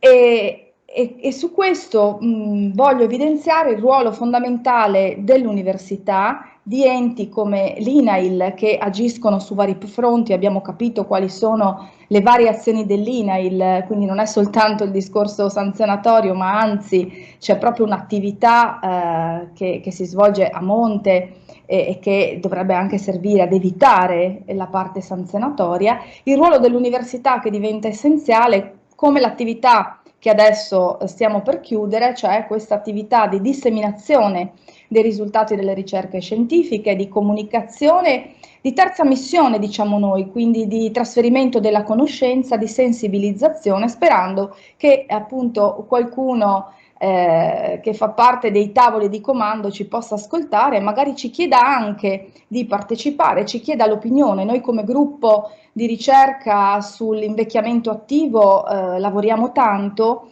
non siamo sempre facilmente ascoltati, ma mi auguro che sempre di più possiamo diventare un interlocutore importante per dare dei suggerimenti e andare ad individuare delle azioni mirate. Ringrazio tutti coloro che ci hanno ascoltato fino adesso, ci sono ancora 69 partecipanti, abbiamo toccato e sfondato la soglia dei 100, quindi ringrazio tutti coloro che ci stanno ascoltando, ringrazio tutti i relatori e ancora una volta ringrazio le persone che con il loro lavoro intenso, anche in periodi di lockdown, anche in smart working, ci hanno consentito di realizzare questo webinar. Grazie a tutti e buona serata.